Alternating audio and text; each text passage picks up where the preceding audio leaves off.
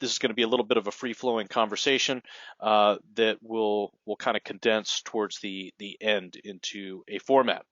So without further ado, I'm just going to go ahead and start introducing the panelists as I see them on the video screen here, starting with Mr. Reagan Cole here. Why don't you tell us about yourself and your company and your beard?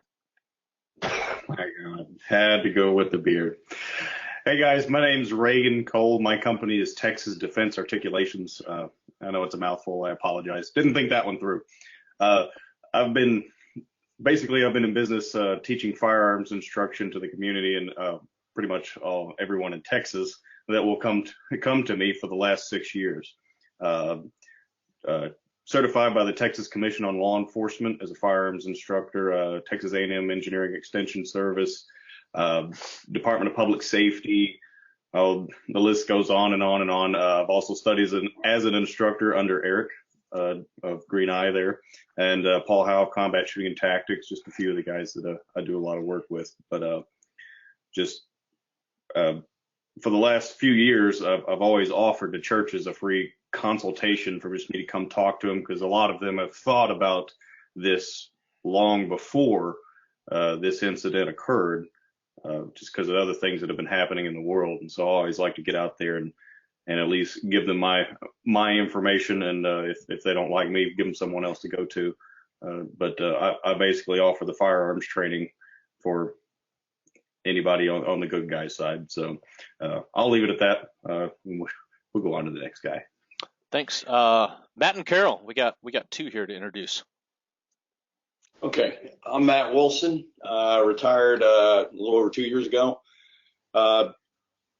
Took my special skill sets that I learned when I was over at the unit as direct support guy, both a heavy breacher and also covert methods of entry. I still work with the Department of Defense, I work with the law enforcement emergency services, help them with their entry training. I also still contract teaching shooting, CQB, do a lot of vulnerability assessments, work with Carol Winsinger on those. I handle majority of the interior. She handles the exterior. So that's pretty much a little bit about me. Carol? I'm Carol Winsinger. My company is Scenic 360. I have a degree in landscape architecture, 22 years of experience with commercial and residential landscape design and install. My company specializes in landscape design with a focus on security in the landscape. We perform vulnerability assessments on the exteriors of residential and commercial buildings. We move from the property line inward to the exterior walls of the building, look for any vulnerable entry points on the property and the site, and make recommendations based on those findings. With my landscape background, basically I use a focus on the use of natural material to create those barriers and deter intruders, entering properties, and that type of thing. And then we also manage the implementation of the vulnerability assessments that we do. Appreciate it, Carol. I'm actually really excited to hear some of your viewpoints on some of these things. Thanks. Matt? Oh, we did Matt. Let's go to Don Oxman.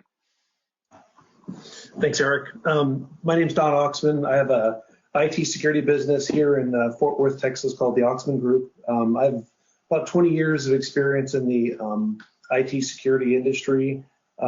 Former Army Intel guy as well. So whereas Matt and Carol do a lot of the physical security assessments and things like that, I do assessments on the IT infrastructure side. So whether it's websites or other types of penetration tests, things like that is what I focus on. Thanks, Don. Monty, I haven't seen you in a while, so I'm happy to see you here. Yeah, happy to see you too. My name is Monty Leha, retired from the Army, Special Forces medic, Special Mission Unit medic for a long time, a number of deployments. I work with Plaid Professional Group, and we're a group of Tier 1 medics. And currently we provide training to USASOC, and it looks like we're going to, and it's medical training, so tactical medical training going into prolonged field care and some other stuff. So a lot of advanced medicine as far as the Army goes. But I also provide pretty much free consultation here in the state of Arizona to churches, schools, law enforcement. And I'm on a state initiative right now to provide stop the bleed training for the whole state. And we're coming up with a medical training and outfitting kits and other things for schools and government agencies. So that's kind of, I'm fully involved in all the tech med side. I mean, I do some tactical training, but that's kind of my niche in the market. Awesome. Thanks, Monty. And now let's head down here to Mr. Walker. Now, Mr. Walker was a late ad. We kind of had the good idea fairy hit yesterday, and Reagan tracked down some contacts because I started getting a lot of legal question emails leading up to this. So I was like, well, we might want to bring in an expert on this expert panel. So, Mr. Walker. Hello. Well, it's good to join you. My name's Edwin Walker. I know it shows up as Thomas. That's my first name. So I'm one of the principal program attorneys with Texas and U.S. Law Shield, and we provide legal representation for our members in the event that they have a use of force or deadly force situation. And for several years now, not just as a result of what has recently happened, not as a result of the change in Texas law, but for several years, we have been advising churches as organizations and church members as just regular folks about what are the legal ramifications about not only carrying in church, but using force and deadly force in those kind of church attack situations. Mm-hmm. Awesome. Hey, I'm really glad to have you on here, and I appreciate you coming out. Sure. And now, finally, last but not least, I'd like to introduce the pastor to my church, and a guy who's had a great role in my spiritual and personal development. And I'll be seeing him here shortly tomorrow morning for the Bible study he leads at the church at 6 a.m. So if you're in the McKinney area, feel free to turn up for that. So, Pastor John Mark. Thank you, Eric. Appreciate it. And thanks for letting me be a part of being pastor at Cottonwood for 22 and a half years. And certainly as a pastor, this is always in the back of your mind, these type situations and concern for the sheep. But there are certain incidences, and certainly the one recently in Texas bring this to the forefront even more so.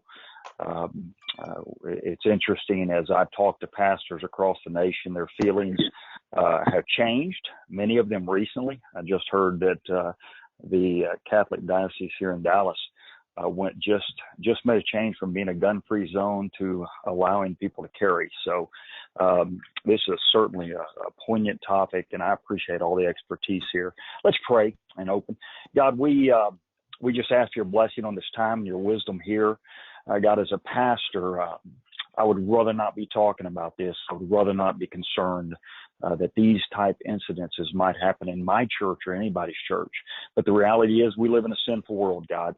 And as such, we are called to be protectors of those who are innocent and those we love and those we care for. And so, God, I just pray that everything that's shared tonight via this webinar would just bring more and more wisdom and more clarity how churches need to act and respond in the days ahead as sin just becomes more and more prevalent.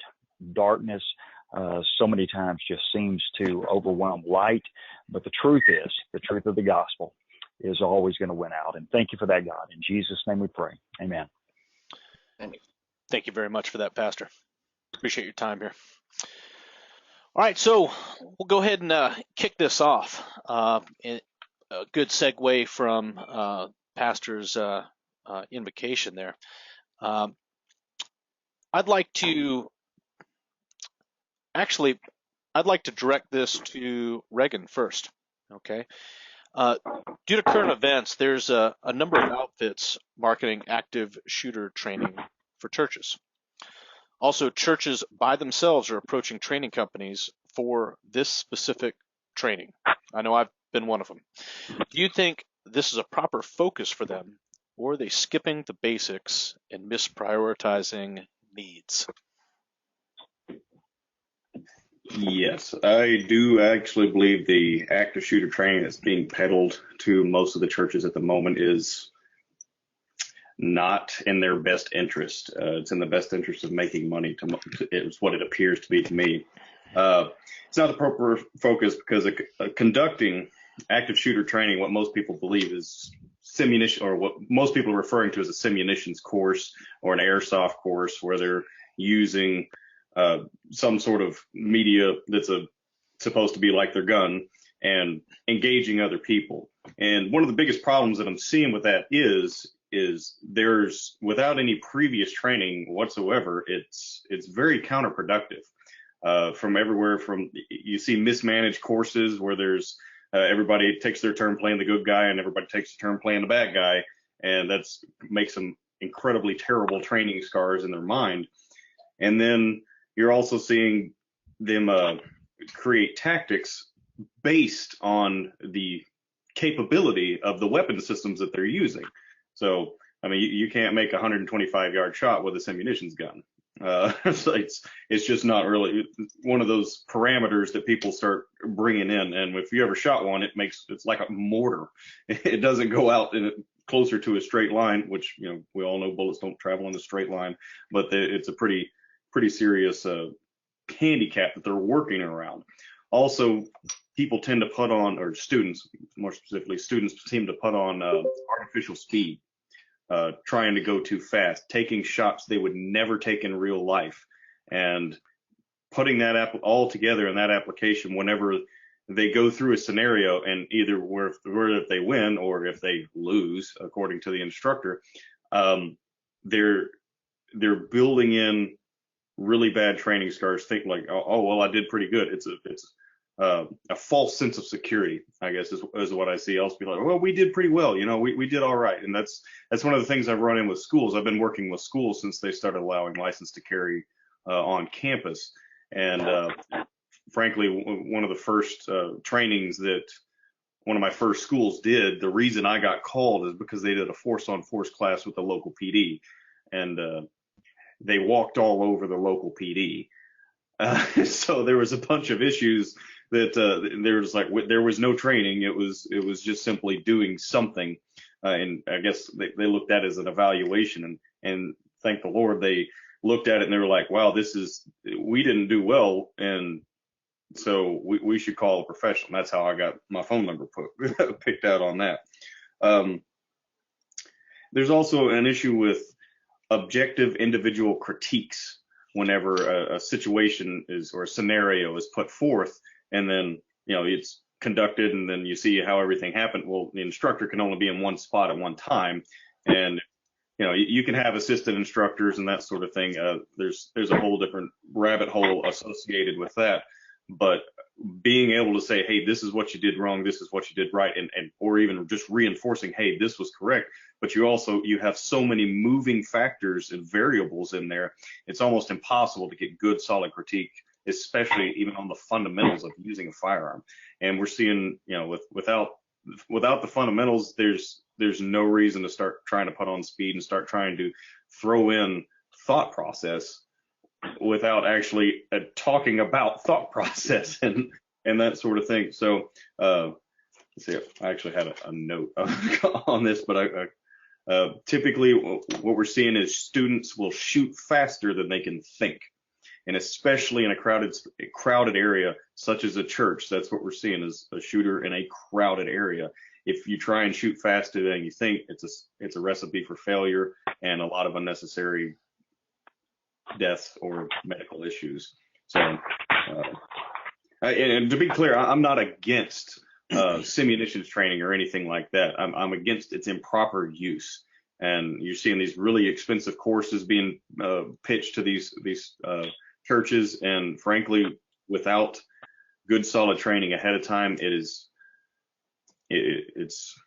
very counterproductive. It's not worth your money.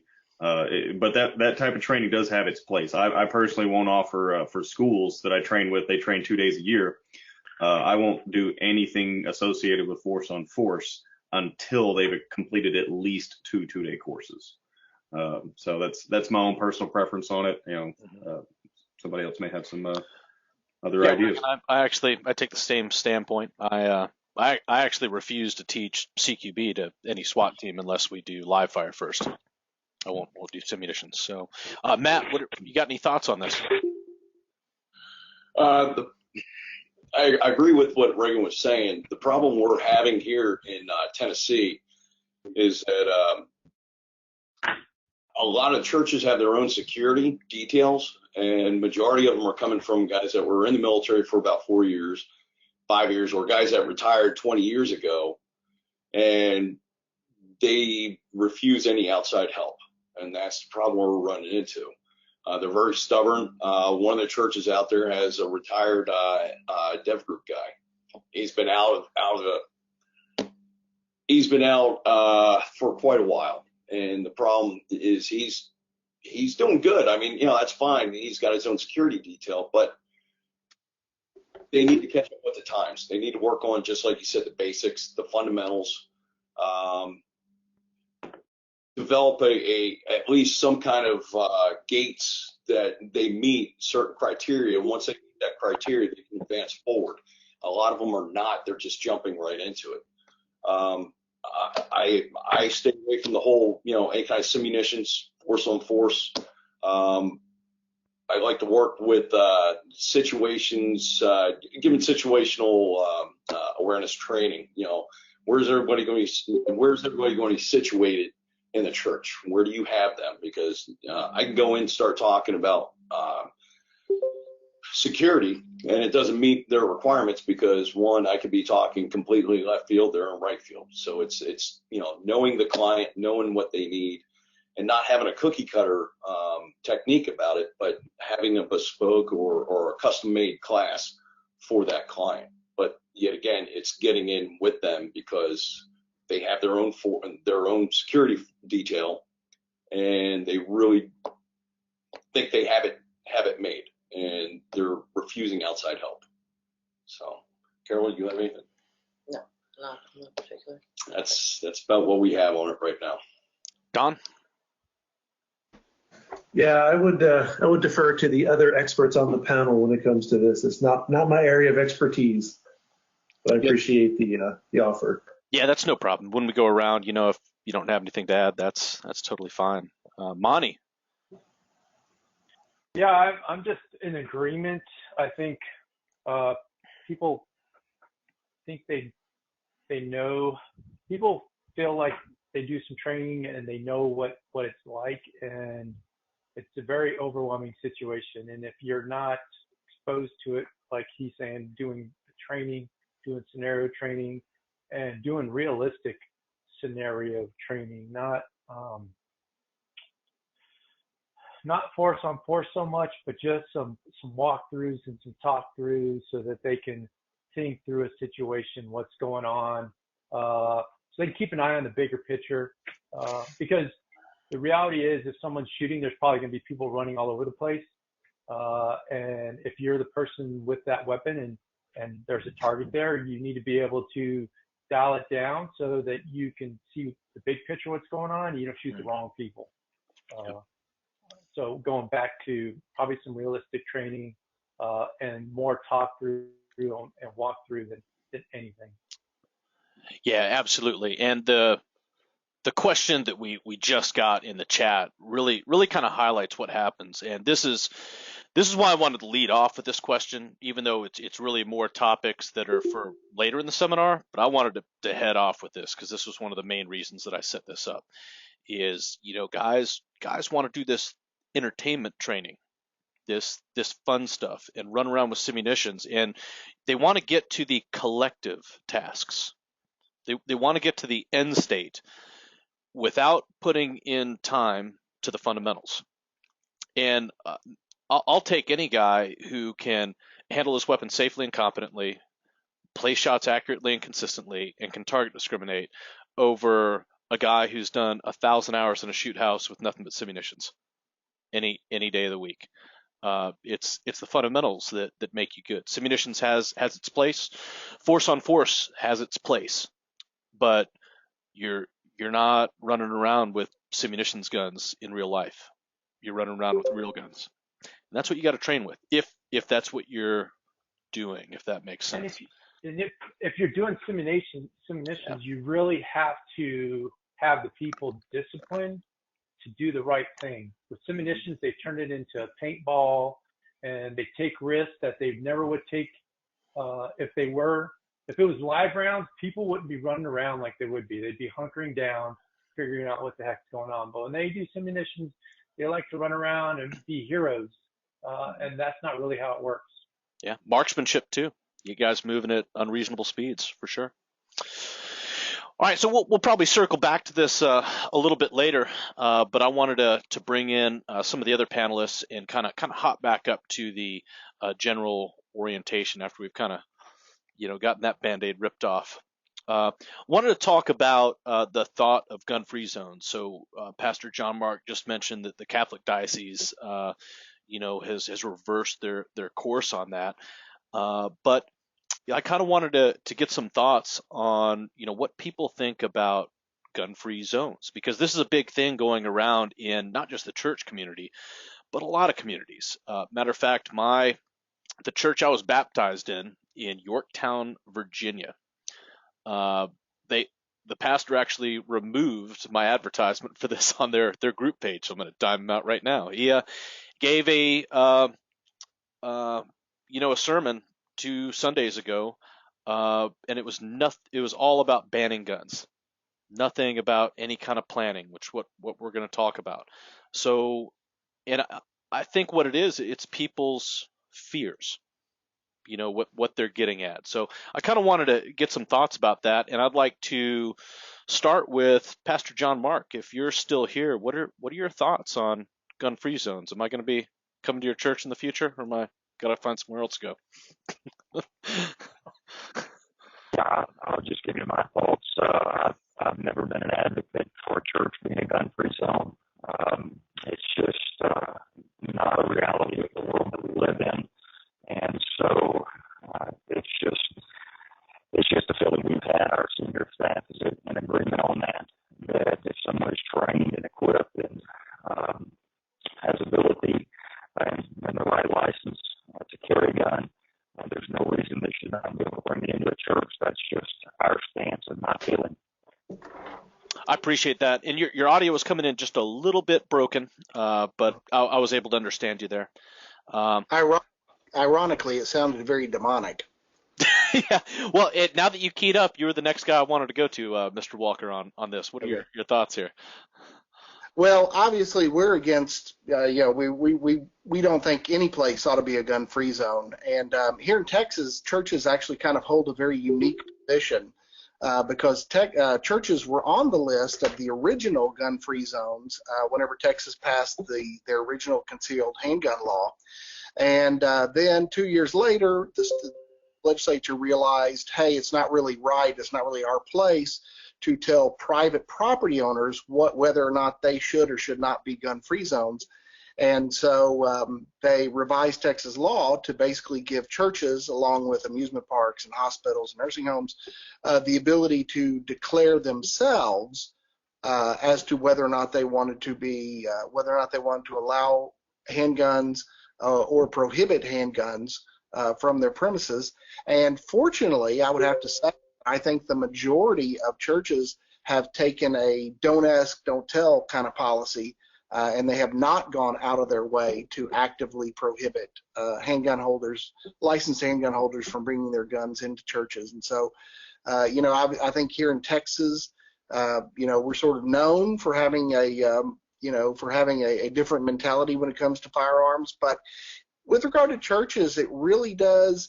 I understand that, philosophically and theologically, people want to say, oh, blessed are the peacemakers, and, we don't want guns, we don't want people to feel like this is a hostile environment. But they fail to realize that it's not really the folks inside the church that you have to worry about. It's the folks who are outside the church. And so why do you want to set yourself up? Why do you want to teach your congregation? Because I think that the God-given right to self-defense is just as important as any kind of theological argument that that churches should be a gun-free or a weapon-free area. I don't really think that has any merit.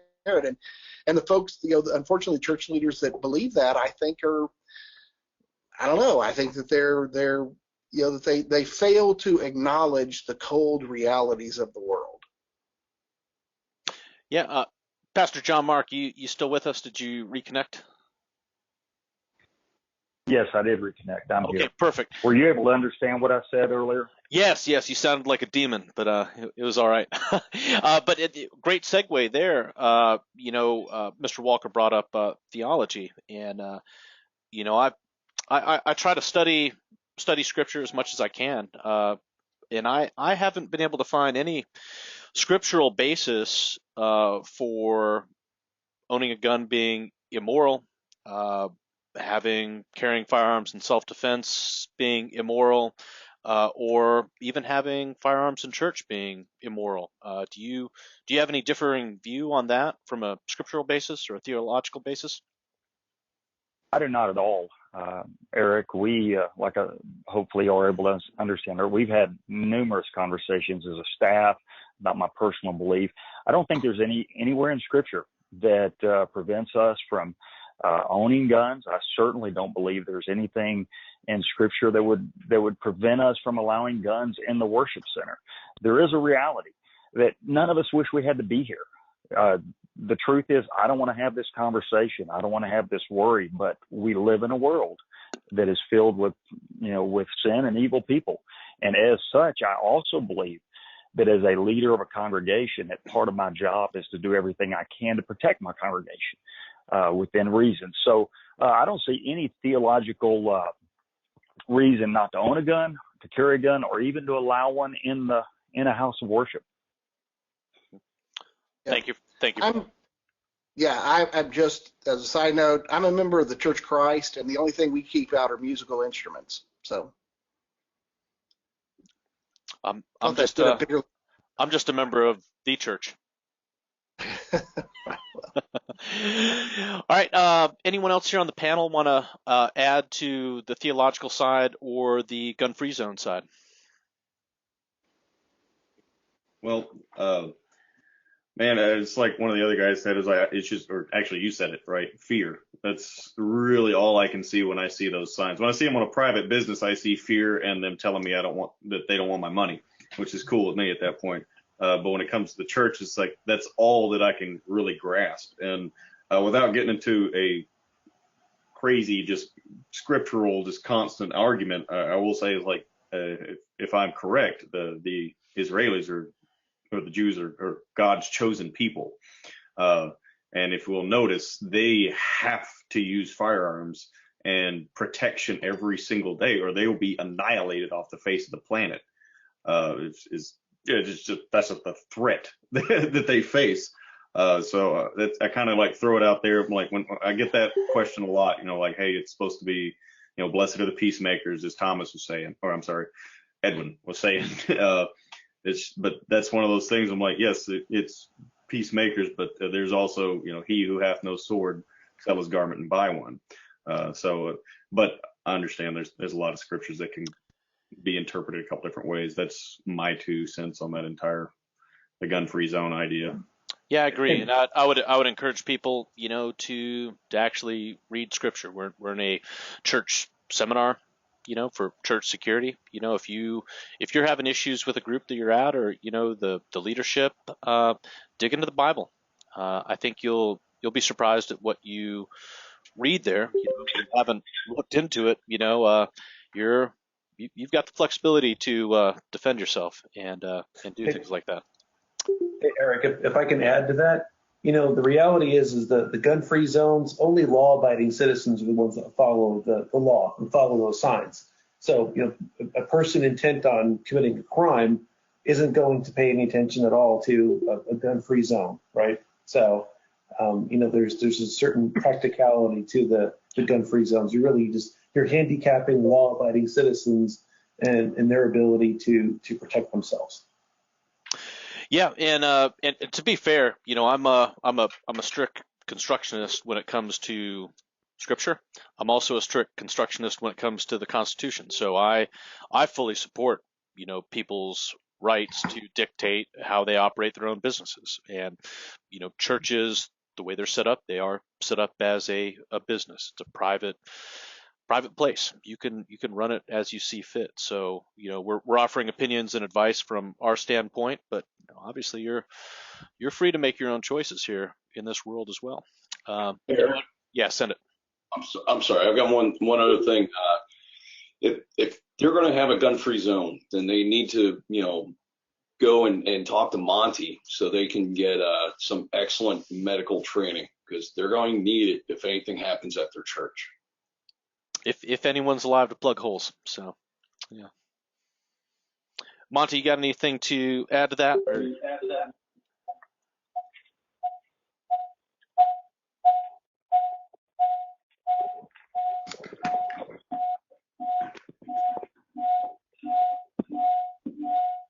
Somebody's hot mic in here. There we go. Somebody caught themselves. Monty, do you have anything to add to that?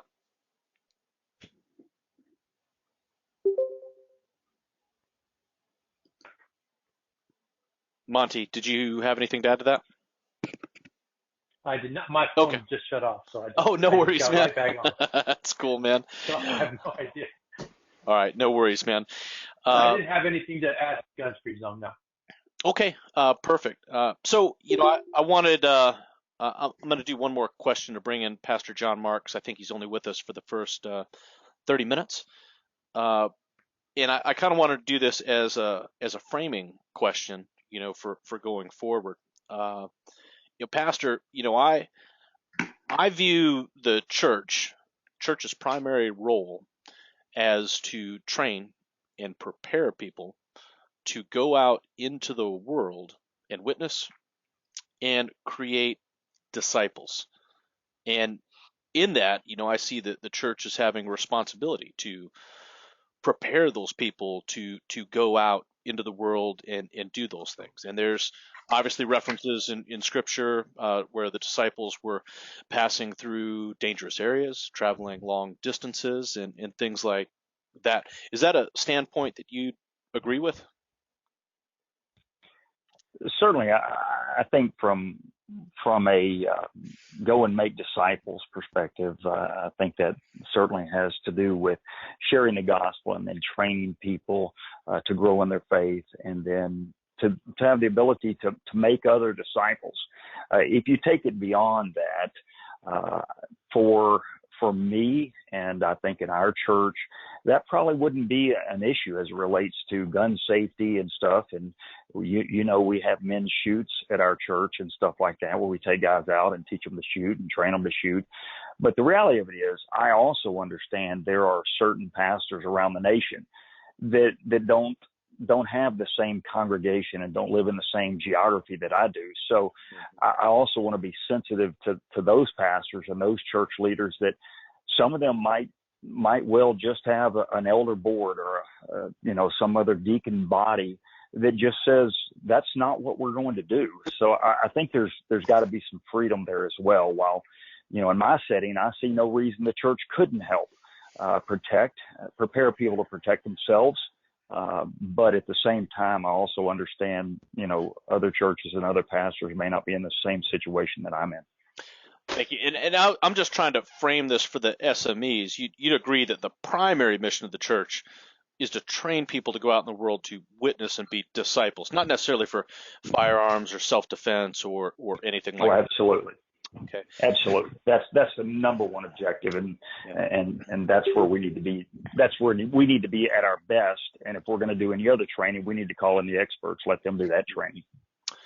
Perfect. So that kind of frames my next question topic to the SMEs. So based off of that, as instructors, whenever we're approached by clients, we want to have that conversation to figure out what the client's wants and, more importantly, needs are and what end state they're trying to achieve. So hearing that the primary mission of these churches is to prepare individuals or small groups to go out into the world, how would that change your mindset to approaching training priorities or plans based off of that as it goes to individual versus collective, right? Let's start here with Monty. I'm not understanding your question as far as sending out individuals for them to protect themselves so they would care for themselves. Yeah, so when you kind of prioritize needs, for training plans, once you kind of hear your client's mission or end state, kind of derive their needs once you hear what they're about. Because a lot of churches right now, they're primarily focused on small group security team. That's it. But we just heard from the pastor here that, the primary mission of the church isn't actually internal. Right. Of the church. It's to prepare people to go external, either individually or in small groups. So how would that, if any, kind of drive, prioritization of training needs or plans? I think a training it's a whole different training. It's a whole different training than internally trying to protect the church and what's going on in the church, because and I think a lot more laws will come into play into this as an individual carrying out there trying to protect yourself. Yeah. Because it's going to be a lot easier to make a decision if someone's attacking you at the church. It's going to be a different decision if there's something going on and you're out carrying. Because then if you make mistakes and you choose the wrong person, or if that person is not a threat, I think you can get I think if it's legally, you can get a lot more trouble out there carrying a gun, trying to be out there. Then it'd be easier to protect yourself in a church, as I'm saying, as far as decision process and thinking, because you're being attacked. I think if you're out there and about, I think it's a whole different mindset, is all I'm trying to say. It's a different mindset, the way you're thinking and making decisions. Yeah, it's great. So from a medical perspective, let me try this. Would the basic primary skill progression that you would want to target for somebody with regards to medical training as an individual going out into neighborhoods and things like that, would those skills and layering for that mission be conducive towards performing as a basic responder in critical incidences at churches and structures? Yes, because the basics is what saves lives. So if you know the basics, if you know how to stop a hemorrhage, you know how to apply some dressings, you know how to do a basic patient assessment, you do that with all your casualties. It doesn't matter if there's 50 or 1, it's the same steps. If you have more, then the prioritization goes in, figuring out who's worse than the other one. Also, if it's a bigger incident, then you need to have a plan on how you're going to move all these people to a location to be evac'd. Because if it's a bigger event and if it's an active shooter style event, then EMS is not coming in right away to help you out. You're kind of on your own for that first 5, 10, 15 minutes, depending on how long it takes law enforcement to get there and lock it down and then bring in EMS. So it'll be a while before anybody does any treatment. So a bigger event, you got to have a better plan. As an individual event, if it's just like one person, you're out there, you can only carry so much anyways. So just carrying the basics, tourniquet, some field dressing, occlusive dress, something like that. And I would say I would carry that stuff not to save someone else, but I would carry it to save myself. Mm-hmm. And then if I'm not injured, then I would use it on someone else. But I'd carry enough kit to save myself. And then if I'm not injured, then I might apply it to someone else. So I'd just carry enough to save myself. And then if I was in the church, bigger organization, then I'd have a lot more kit to provide more care to more people other than myself. Great. Thanks for that, Monty. Matt, I saw you nodding and taking notes there. What you got? Yeah. So to go back to the, disciples pushing people out and all that, I think the biggest thing is preventative, as Carol wrote down, preventative training, and as we see it, situational awareness. Basically, train the individuals. Because if you do, I just saw James Roach here, who empower the individual to succeed. When each individual succeeds, a group collectively succeeds. I agree with them. Train the individual, the group, and then also bring the people in as a group, train them. But if we'll take gun-free zones, or if you can't travel with a weapon, at least train them in situational awareness. What to look for. Identify people as threats, friendly, and then as soon as they, and then be able to put them in either category once they see them, talk to them, or get that feeling. People don't see it that way. I mean, we walk through everyday life looking at people as either threat or friendly until they prove otherwise. Give them the training to be able to handle themselves in different situations. For the people that are going overseas, do missions. Train them on, medical training. Train them on, identifying individuals threat or friendly. Also identify when they walk into a building, what are they looking for? Where's it? Ingress, egress routes. Where to sit in a restaurant. Identify all this. This is stuff that they can learn that we take for granted that will help them in different situations. Mm-hmm. Helping them develop a pace plan for when they go, when they're out and about. What happens, give them situations. Say, all right, you go out to a restaurant, this happens. What are you going to do? And 99% of the time, they're not going to know what to do. So I think what we can do is as either individually or collectively, help these people understand that they have options. That because they don't have a weapon, there's other things they could do. Being able, like for a lot of my classes, I teach for self-defense. I don't just teach, I teach stick and knife fighting, but I'm not running around with a knife. I'm not running around with a bamboo, 3-foot pole beating people. Take a pen, take a fork, take whatever, take any everyday objects and use them to be able to protect themselves. That's what some of the things that people need to learn. It's not all about guns. It's other things that are at your disposal. Mm-hmm. So that's all I got for there. Thanks for that, Reagan. Yeah, and pertaining to the question, I don't know that it reprioritizes everything, but there's a couple different ways that we talked about it. Going out into neighborhoods and that sort of thing, I'm like, yeah, absolutely. We're focused on let's use the firearms because the best friend in your fight is distance, right? I want to be away from that. However, everybody pretty much said what I was going to say, other than, and I think Matthew actually brought it up, the, sending people overseas where you're not going to get to take your gun. Absolutely. I wouldn't say we would deprioritize the other training, but situational awareness and using everyday weapons, improvised weapons, because typically those places, especially go over to Africa, you see knives and stuff for sale, just like in the street. So being able to utilize those sort of things and the medical training.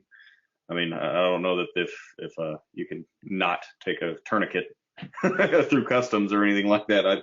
I kind of got my doubts, but just not necessarily deprioritizing the other areas of training, but maybe adding on more hand-to-hand, more of the other improvised weapon usage. So that's pretty much everybody else said what I was thinking beforehand.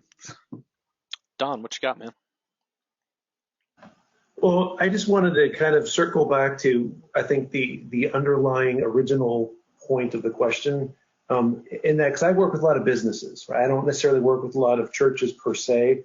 I've worked with the church where my wife, her business is located inside of a church, actually, using their commercial kitchen.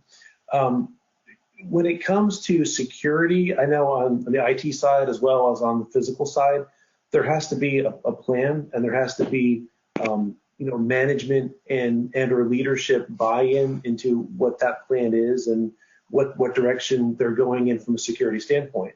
And we're talking about training, and Eric, I've taken your classes. I know Matt. Matt and I've talked quite a bit, and I'm sure Reagan, his classes are the same way, and Monty's would be the same. There has to be a plan. There has to be an end state for that training. So to say, hey, let's take a whole bunch of gun classes, right? Or let's take another type of security class or do some other type of training. We have to have a goal in mind. And that would be one of the things that I think is really important for a church to come up with is what is the plan? It's great to say, hey, we're going to do a gun class, right? Or we're doing force on force training or even medical training, right? But what's the end state here? And I think that's something that is really important for everybody to keep in mind. Yeah, thanks for that. I agree. And one of the reasons I kind of wanted to bring this topic up early is also to head off some other things that I've noticed, with some of the outfits that come in and approach some of these churches trying to sell them the one over the world, in a week courses. And I'm very big on a layered training approach. And I'm a big believer in that it all needs to be driven towards the end state. And the end state can drive prioritization of those tasks. And I'm a believer in always trying to start at the fundamental level, as isolated and sterile as possible for each task, and attempt to focus on them in the order of precedence as they would normally appear in daily time, right? What's the percentage chance of that task happening, and then focusing on those first instead of these low percentage things that have a small chance, but you're going to focus the majority of your training time on them as opposed to the thing that you do every day. If that kind of makes sense. That's my thought on it. And that's one of the reasons I like going around the horn here, because as I've told the audience earlier, we didn't coordinate any of this, so I kind of wanted to hear their thoughts, and if you just tried to call me, I'm not answering my phone right now, so you'll have to send me a text message or something like that. All right, I want to kind of switch gears here to bring in a couple of our other board members. John Mark, are you still with us? He may have bounced out. I'm still here. I'm still here, Eric. Okay, perfect. I'm still here. Had to get it off mute. Okay, I don't know if you were sleeping like I do during your sermons. I've noticed that. I don't do that. How would you advise approaching a congregation member or church management that may have objections to security or safety programs? Now, are you talking about from if I was a pastor who had a management team or an elder board that was against it, or are you talking about if I was going to try to sell my services, which are very legitimate services in my mind? I want to hear this from your standpoint as John Mark, the pastor. Yeah. Well, if I was going to go and represent myself to a pastor or to a church leader, first of all, I would want them to know that I was looking out for the good of the church. And from my perspective, I'd be very receptive to someone who had, and you've mentioned, a holistic approach all the way from the landscaping all the way inside the building. What's the comprehensive plan? The reality of it is, some people need to be assigned the task of getting people out of the building. It's just that simple. It's not always force on force. Yeah. So I would think, to approach, you got to first of all find out if the pastor, if the leadership team is even open to it. You're not going to change their mind. They're either closed to it, they're open to it, or they're in the middle. I think in the middle, that's the category where you spend some time and just walk them through the benefits of having a comprehensive plan of, what are we going to do in a crisis situation? That would just be my initial thought. If you have some more pointed questions, I'd be happy to answer them. No, that's great. I appreciate that. Mr. Walker, What are your thoughts on that? If you're talking to a church, they've brought you in, and there's one or two people in there that are just completely against to it. What kind of approach do you take to that? Well, obviously, we're respectful of everybody's views, but we do try to convince them that, that this is one of the unfortunate realities of the world, and they need to be prepared for, for this thing happening. And I was sort of, I am kind of emboldened by some of the things that you mentioned earlier, because I know the Catholic Church as a whole has been very, very resistant to the whole thing about allowing license holders to carry their handguns in churches. And so to see one of the dioceses turn around on that is kind of refreshing. And I think that, unfortunately, obviously, Sutherland Springs, terrible, terrible tragedy, but it really brought home the reality that you don't have to be in an urban setting. You don't have to be a particularly polarizing or high-profile church. It can happen to just your little neighborhood corner church in the smallest, most unassuming, safe, quote-unquote town. And I think that that's really, it's unfortunately it took a terrible, terrible tragedy to open a lot of people's eyes, but I think that we're seeing that now. Mm-hmm. Thanks for that. Carol, you kind of deal with security from a little bit of a different aspect with landscaping. Have you wound up engaging in conversations with any of these entities and kind of picked up a little bit of hostility towards some of the stuff we're talking about? Not necessarily from my perspective. I guess I look at what I do as, more on the preventative side of things. So people take that, a little more positively as far as, implementing plants and keeping their homes secure and that type of thing. Not as much into the I guess, guns and firearms and that type of thing. So I think there's probably more resistance there maybe with people in discussing security, but getting into landscapes and using the plantings to create that security in their home, I don't, find a whole lot of resistance there. Sometimes you do have to find other means. Say a family has, they're young children, so you talk about using plants, say with thorns or something like that. They don't want to use, material like that because of possibly being detrimental or harming the children. So you have to find other means to develop there. You can still, work with landscape and use landscapes to kind of direct people certain pathways and that type of thing, and use other means of barriers and walls, fences, that type of thing to also prevent intruders. And then, of course, lighting in the landscape is another item that's critical in helping with security. Perfect. Yeah, I've definitely got some questions for you when we hit the physical security portion here.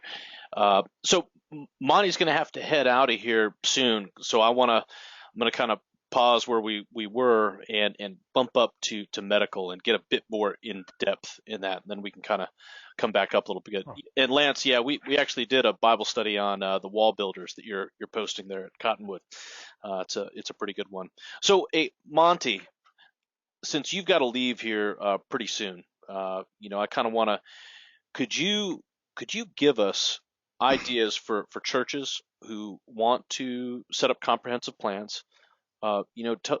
What priorities would you tell them? Start with this, go to this. What kind of equipment, supplies, training would you recommend churches set up from a medical side, which is often overlooked, and it's very important and often not active shooter, related with a lot of the things that normally happen at churches? That's true. So I guess a good first aid class would be first in, I would say, for everyday type of medical care. But if we're talking active shooter or a serious incident, it's the basics are going to save lives. And over our time in the military, being in combat, we've kind of figured out what's the right answer over numerous years of doing this. And what we've figured out is, especially in these environments where you won't have a paramedic or you won't have an EMT to come help you initially, it will be time before they come in to help you out. So at that point, you got to save yourself. So the soldier, what we learned is the soldiers have to save themselves first.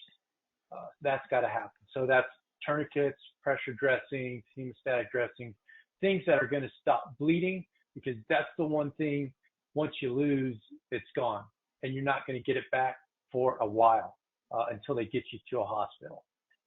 And you can die from bleeding within 4, 5, 6 minutes. You can be dead from a serious bleeding incident. So that first 5-10 minutes, just hemorrhage control and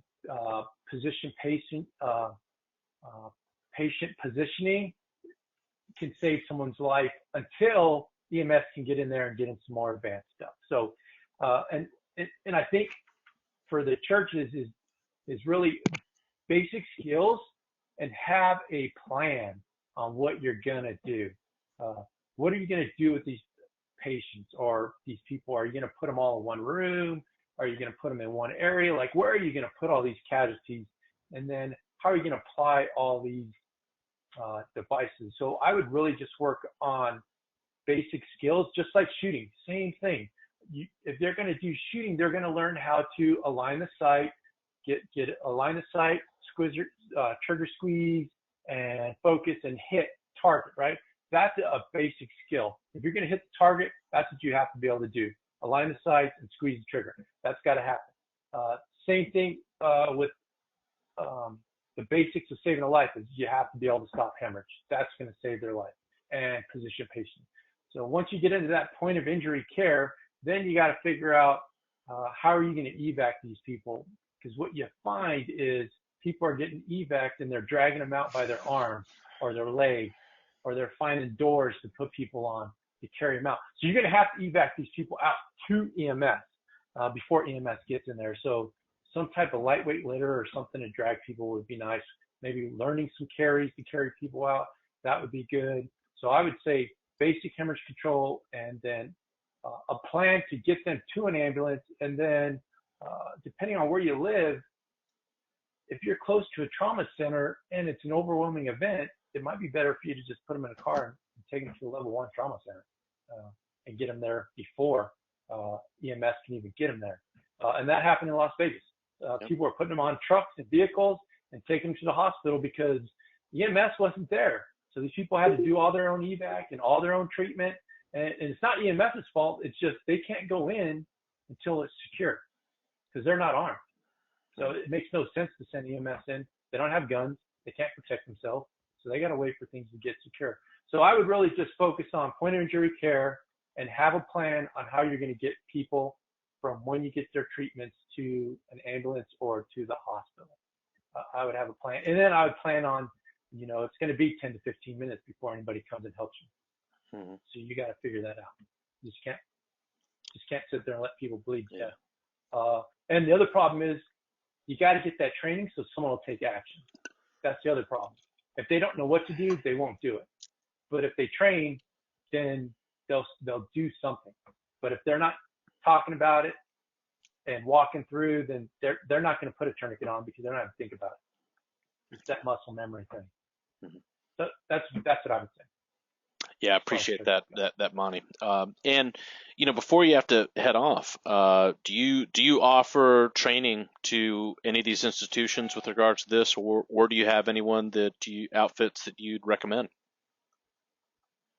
So to be honest, what I would say is start looking for stop the bleed classes to start with. All right, and those are free. If you're paying for a stop the bleed class, then I think someone's probably taking advantage of you.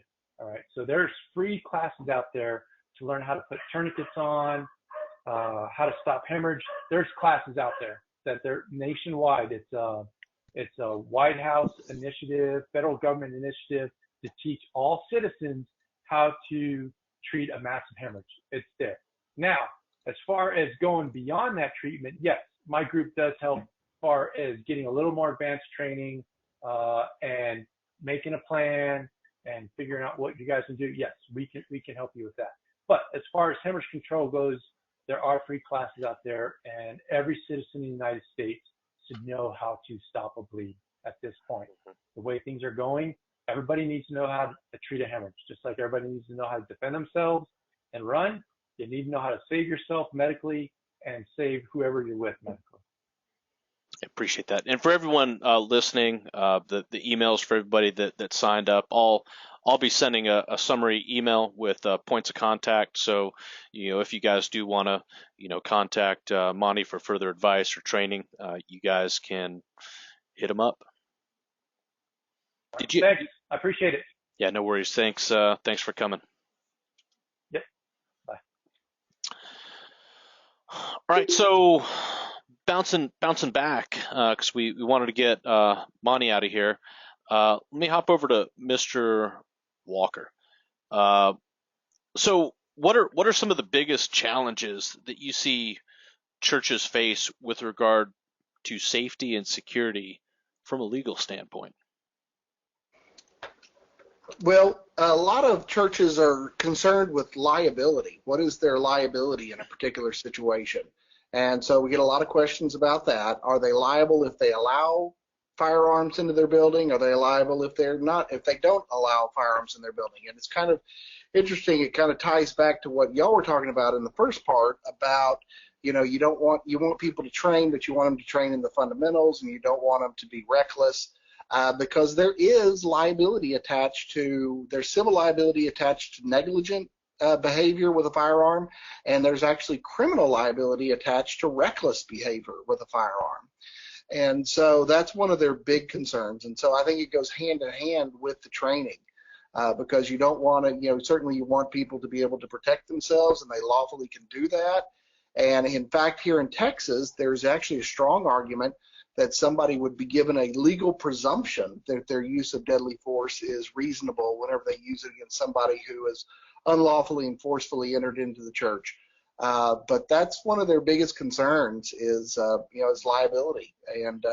And there's certainly, there actually might be some liability attached to that, with regard to folks who are either negligent. Oh, looks like you. Excellent. I don't know why that. Somebody just tried to call me. Of course, that would happen while I'm talking. But there is liability. I think with regard to the potential for liability, with regard to somebody who acts negligently, and criminal liability. Of course, that's not really the church's concern, but they, since they're concerned with their parishioners, they don't want them getting into criminal trouble if they behave recklessly. And like I said, with regard to negligence, unfortunately, one of the things you have to worry about is that there's always going to be some sort of plaintiff's lawyer out there who's going to want to feed on this. In fact, I believe I actually heard that there is currently a plaintiff's lawyer who is actually running television advertisement in the San Antonio area right now, soliciting people who are victims of the Sutherland the spring shooting. So I don't know who he intends to go after. I don't know if he intends on going after the family of the shooter, who probably are judgment proof. I don't know if he plans on going after the government, which would not be possible because they have governmental immunity, or whether or not he intends on concocting some sort of bizarre legal theory to try to think that the church is liable. Mm-hmm. So that's where I think that most of the church's concerns lie in terms of legal responsibilities. Awesome. Hey, I appreciate that. And I got two more legal follow-up questions for you. First, how I've gotten some questions via email, and I've got some assessments on it myself, but I was interested on what your standpoint was with regards to, and we're to be clear to everyone here, for purposes of this discussion, we're talking about Texas. You're going to want to consult your own state and local laws with regards to some of the legal issues we're talking about. I want to make sure that we're saying that. So then Texas, with regards to 30-06, 30-07, and regular open carry, how does the presence of a daycare on church premises or separately a school on premises affect your ability to carry separately Yeah, or that differently? Yeah, that's actually a question we get a lot. I mean, after the shooting, our office was deluged because that's one of the services that Texas Law Shield provides its members. Is not only do they get this quality legal service in the event that they have the government come at them, in a criminal matter or a civil matter, but also Texas Law Shield members can call in and ask our law firm, which we answer all the Law Shield member questions. Pretty much any question with regard to firearms, weapons, self-defense laws, and we'll answer it. And one of the ones that we got asked a whole bunch was the whole issue about carrying in churches and schools, churches that have schools. And it is kind of a complex issue, and the reason is because, as you pointed out, churches, as private property owners, can choose to allow or not allow firearms, specifically handguns, carried by licensed holders as they see fit. However, schools and educational institutions are on the statutorily prohibited list, which means that the state of Texas has determined that a firearm cannot be brought into the premises of a school or educational institution. Now, one of the interesting things is that daycares are not educational institutions. And that's sort of one of the things that you have to look at. Is it an educational institution that is governed by the Texas Education Code, or is it a daycare that's governed by the Texas Health and Human Services Code? And daycare falls under the Health and Human Services Code. And so it's not a school, but daycare licensing procedures say that they're not supposed to allow firearms onto the premises. And so whereas the firearm carrier is not in trouble for taking a gun into a daycare, the daycare themselves could stand to lose their license from the Department of Health and Family Services of the state of Texas. So that's one thing that they may want to consider.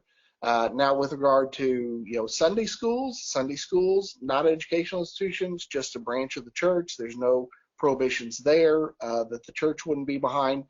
But churches that do have schools that that occupy the premises, basically with regard to that, it's a school when it's a school and it's a church when it's a church.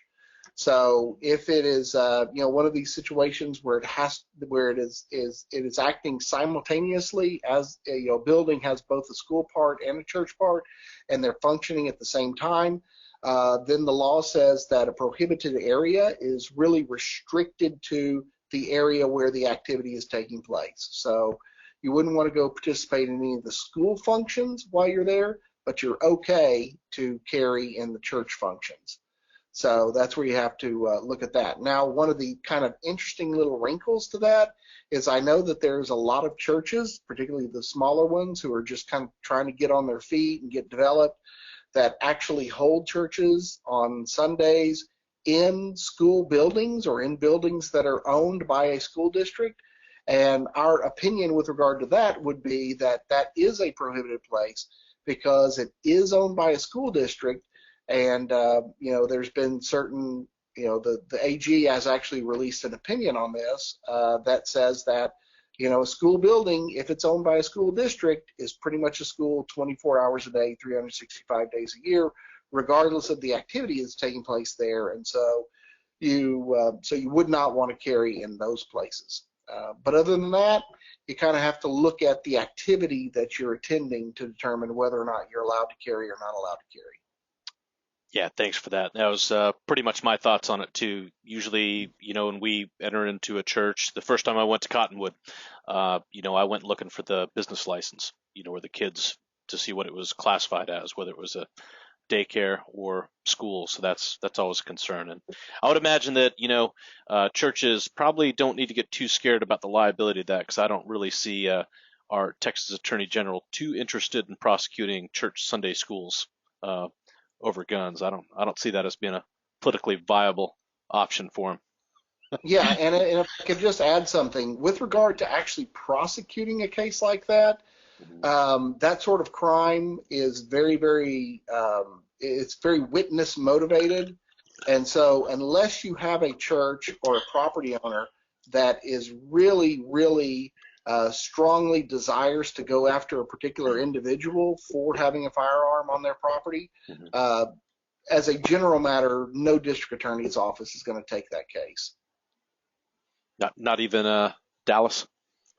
Well, well, I tell you what, North Texas is so bizarre. We have so many weird incidences come out of North Texas. I don't know what they put in the water up in the DFW area. Just for background, I'm here in Houston, and we get some really wacky scenarios out of the Dallas. Shouldn't profile like that. It's all the immigrants from the country of California. Hey, that's profiling. Yeah. All right. Thanks for that. So I wanna hop over to physical security here, and I kind of, since we're past an hour right now, I'm gonna kind of condense this to kind of the three SMEs here that we've got, Matt, Carol, and Don for physical security. First, Matt, when it comes to access point control, one of the big concerns with, churches that I talk to is they don't want the church to be a prison. So it's a difficult problem to approach, weighing accessibility versus security. So what are your thoughts on how you would advise a church when approaching access point control, both internally and externally, and weighing those wants to being open and inviting to people, but having some sort of a security posture? Some of the things I've seen so far with churches is that, one, it's a site that or infrastructure that's been there for quite a while. So they seem to be very antiquated. Some of the ones I've seen. So you need to go talk to the client, work with the client, and see what they have as far as their access points. And from there, talk to them, find out what access points do they allow the churchgoers to come in and leave from. Some churches, they have multiple access points, and they cannot lock those doors due to, maybe there's, somebody who's in a wheelchair, and that's a wheelchair accessible.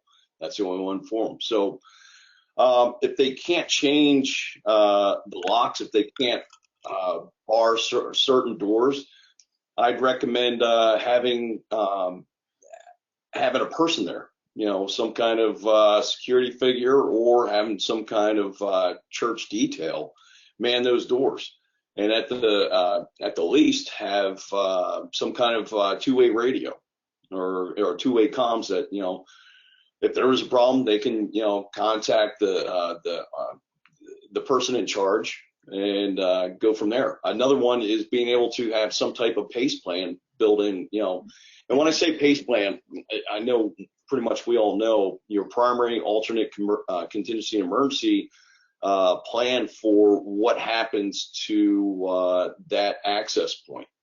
If there is a shooting, do we lock that door down and then focus on the other doors? If you can't have that, then maybe have cameras, because there are some churches that have a lot of personnel going there. So have cameras, but you have to have someone or multiple people watching those cameras, because you can't have one person looking at a screen with 6 different entry points. He's not going to be able to catch it. So they're definitely going to have more people dedicated to those screens right there. Locks tend to get funny when you start dealing with access points and everything else, because if you lock one door, then that may totally throw off the flow of people coming and going. So I don't know if that answered the question or. No, you did. That's great. It's kind of my thoughts too, but Carol, I actually want to save you for last on this, because I really want to. I think you've got an interesting piece here, and I want to give you a chance to kind of cover in depth what you do with regards to this. Don, security versus accessibility. Yeah, going back to where my wife has her business in that church, and Matt and I actually had some discussions with the church leadership there some months ago. Churches want to stay open and they want to stay accessible to and inviting to everyone, but it kind of defeats the purpose of having increased security. And I know this particular church where she's at, they've had some issues with what we'll call the homeless population. When the church was completely wide open and the doors were unlocked 7 days a week, there was people coming in and out of the church, and there were some problems there. There was some church property was destroyed, and there was one of the custodians was in fact assaulted by one of these individuals. So it is a liability, and to Matt's point, access control, good quality video surveillance, and having additional staff there to really look at people and help kind of herd the masses. And, I was joking about profiling earlier, but, with churches, if regular churchgoers have a certain look and feel and they carry themselves a certain way, and that's not something that necessarily, video surveillance would pick up on that and record it unless there's somebody there watching it all the time. You need a body there to actually look at it and say, this person doesn't belong here, and we need to do something about it. Yeah, I agree. I take the same standpoint. Hey, if you can't secure something, you need to observe it. It'd be great if you could do both. If you can't have a automatic locking door, upgraded door with some sort of reinforced frame where it's secure, like your backstage areas and things like that. At a minimum, you've got to have coverage or sensors or an observer or something, hopefully redundant, and we'll probably talk about security cameras here in a little bit, but some of the frame rates that I've seen are pretty shocking. You could probably move from one field of view to the other without actually being caught. Yeah. Carol, I'm going to toss this next question to you because, there's undoubtedly people listening to this who have church leaders that aren't okay with even having a plan. Like I said, the pastor in the church that I was baptized with in Yorktown, he gave a sermon and actually said there's no plan. He's not going to make a plan. And I think you have an interesting take on this with regards to landscaping and how churches can upgrade their physical security posture without being overt.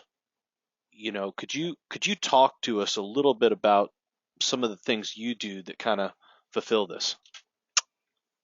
Sure. There are several layers really, within the property. Obviously, it depends on, specific property to property. But if you kind of move from, the property lines in towards the building, you can have several layers of security, as I've discussed with landscape material and, trying to make the church or the property not look like a compound or this big security barrier or whatever.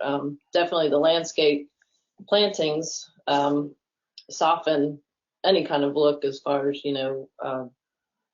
fences or walls or any more stiff physical barriers.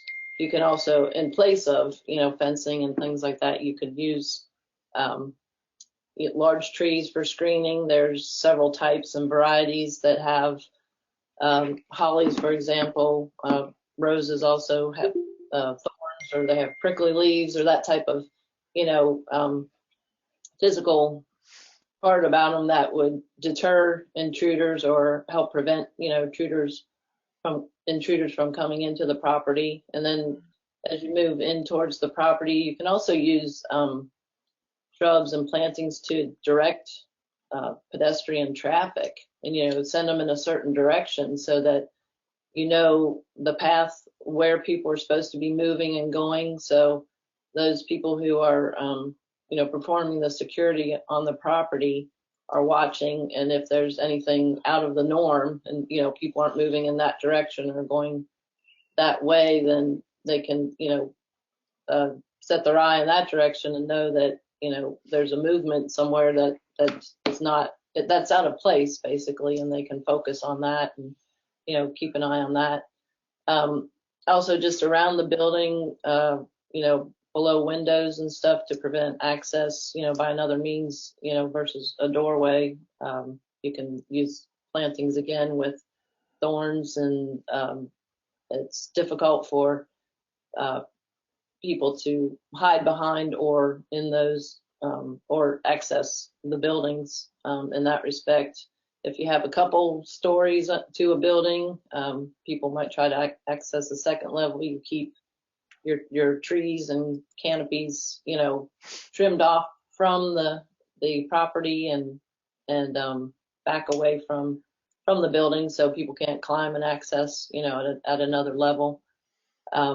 There's a lot of even just basic maintenance, that plans that people can put in place that could help prevent, intruders, keeping landscape at a certain level again, so people can't hide behind, certain items. And then of course, the lighting is a large factor too, and really keeping areas that could be dark or, where people could hide, that you keep it well lit, obviously. Intruder's going to go somewhere where it's dark and they can find a way and people can't see where they're coming from. Or so lighting's a major factor in keeping a place secure, I believe. Sure. Yeah, appreciate that, Carol. I think it's really great, and it's something for you guys to all consider. We're broadly covering some of these specific topics because we're trying to get independent opinions. We haven't rehearsed any of this with any of the panelists. So some of the specific question you guys are asking, we'll get to after we get through this stuff. But what she's really talking about is that layered security approach.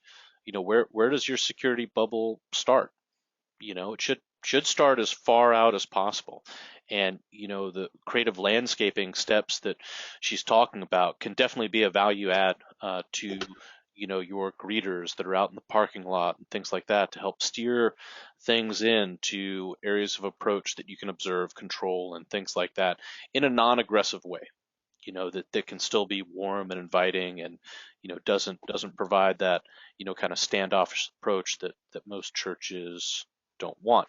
Now, I want to jump over to Don here because Don is the next guy that's got to bounce out here. So I'm going to ask him a specific question because this is one of my pet peeves when we get into the security camera world. And I kind of talked about frame rate.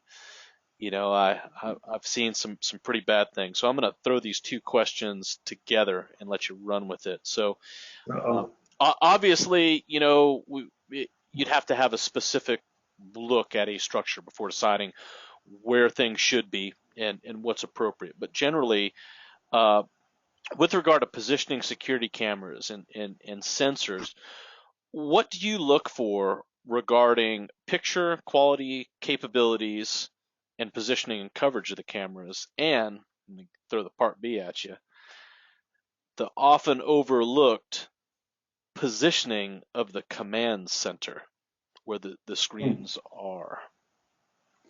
Yeah, this I will freely admit, this is an area of expertise that Matt has, I think, more experience in than I do.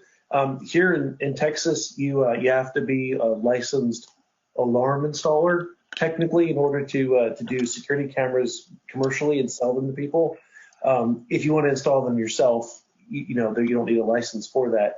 I know from an IT standpoint, there's a lot of cameras that are available now that are wireless, that do not require power because they have batteries. They have the lithium 123 batteries in them, and I use some of those myself. And the frame rates are acceptable, but there's a lot better cameras that are out there, and I would recommend that a church really would find a reputable licensed installer for the cameras.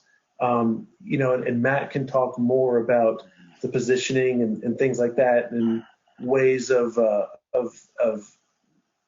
providing the best view for those cameras. Okay. Well, since you don't want to take those, do you want to go down and hit the topics that you wanted to talk about before you got to bounce Yeah, out? yeah. The one thing that's really important, because my focus has been, honestly, in the past 20 years, has been more on the IT side, Hmm. on IT security. But social media, and I know in our private conversations, I have, my feelings on a lot of social media platforms, but it seems of late that um, the incidents where there's been mass shootings, right, and we'll call them mass shootings, there were indicators that there was something not quite right.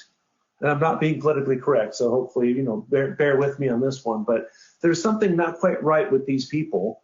And it was all readily apparent in social media. So I would say that one thing that a church can do is to look at their church members, their churchgoers, look at those social media accounts, try to have some trusted people within the church friend as many people as possible that are going to the church and follow them and see, okay, what are people posting on social media? Um, I'm on social media and some platforms and not on others. And, the kids are on different platforms as well. And it may be a case where um, the adults that are members of the church that are trusted, that are part of the security team or part of church leadership, are friends with the adults as much as possible. And then there's some trusted kids or teenagers that may have gone through some training, and they're friends with other teens or other kids that are also going to that church. And they're able to see what's going on. And if there's something that doesn't look quite right, then they need to raise that issue to somebody else. So in the case of a kid, they're raising it to maybe the church leadership, right, or somebody else in the security team. If it's an adult and there's something that's not quite right going on with a churchgoer and they're posting it on social media, they may need to escalate that to law enforcement if need be. Yes, that is in essence profiling, but it is effective. And if you can avoid a problem by saying, hey, this person is posting a lot of things that is very suspicious, something needs to be done about that. And that's where, technology these days, we talk about the firearms classes. And of course, I'm a huge fan of that, as I think everybody on the panel knows.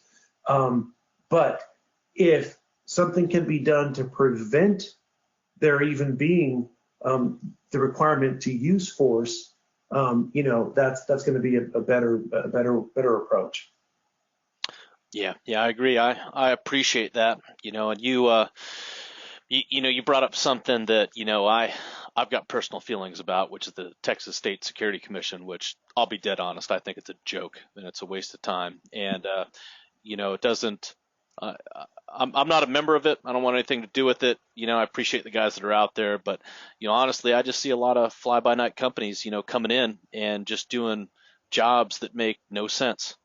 They put command centers, in areas that don't make sense. The frame rates are horrible, coverages are just ridiculous, and they're certified companies. Woo, great, So, good on you. So I don't know. It is what it is. But, I wanted to do a legal redirect on that, which is one of the questions that I've gotten. So with Mr. Walker, with the recent legislative changes with regards to church security teams, since a security team with within its mission set, part of the job of a security team is to do assessments. It's to assess their environment, to understand how they're going to employ themselves. Would a church security team be possibly running afoul of the Texas State Security Commission, this is in Texas, if they get involved with deciding they need to change camera placements or how they're going to put in security features like that? I don't believe so. I think that would be a real stretch. I think the legislature has clearly indicated that they don't want that they don't want, volunteer church security teams to be subject to really any kind of regulation. They just want them to exist. Mm-hmm. And, this problem with regard to thinking that church security teams were, had to be licensed by the Texas Department of Public Safety started 10 years ago with a very poorly written answer to an FAQ that the DPS put on their website.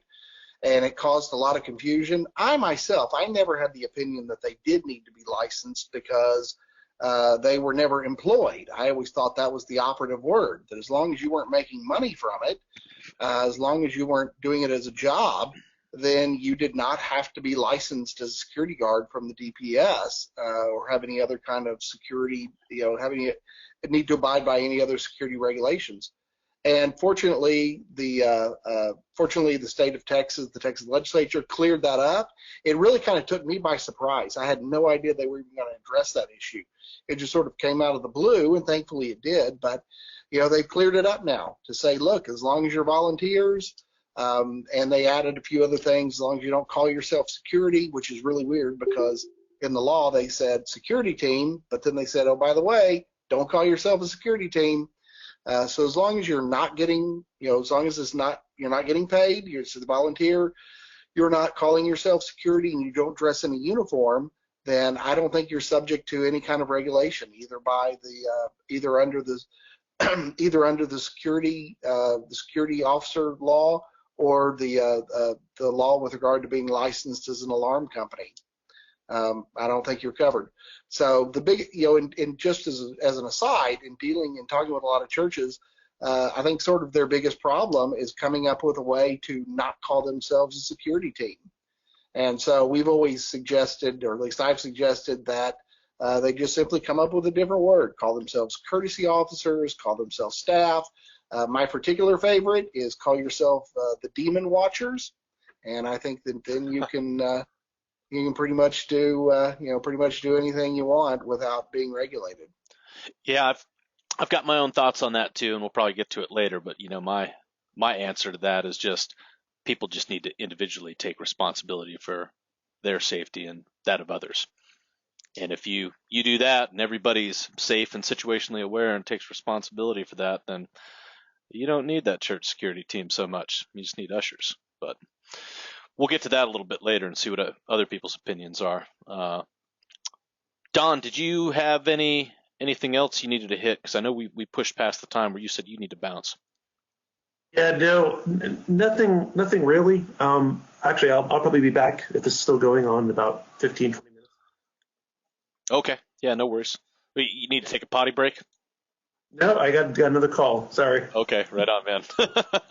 Okay, hey, Matt, so getting back to the initial question that I gave Don there, security cameras and command centers, which I see some of the most ridiculous placements for their command centers where the screens are being viewed and things like that. What are your thoughts on what you look for with positioning for observation equipment, quality, what you're looking for, and positioning of the viewing room?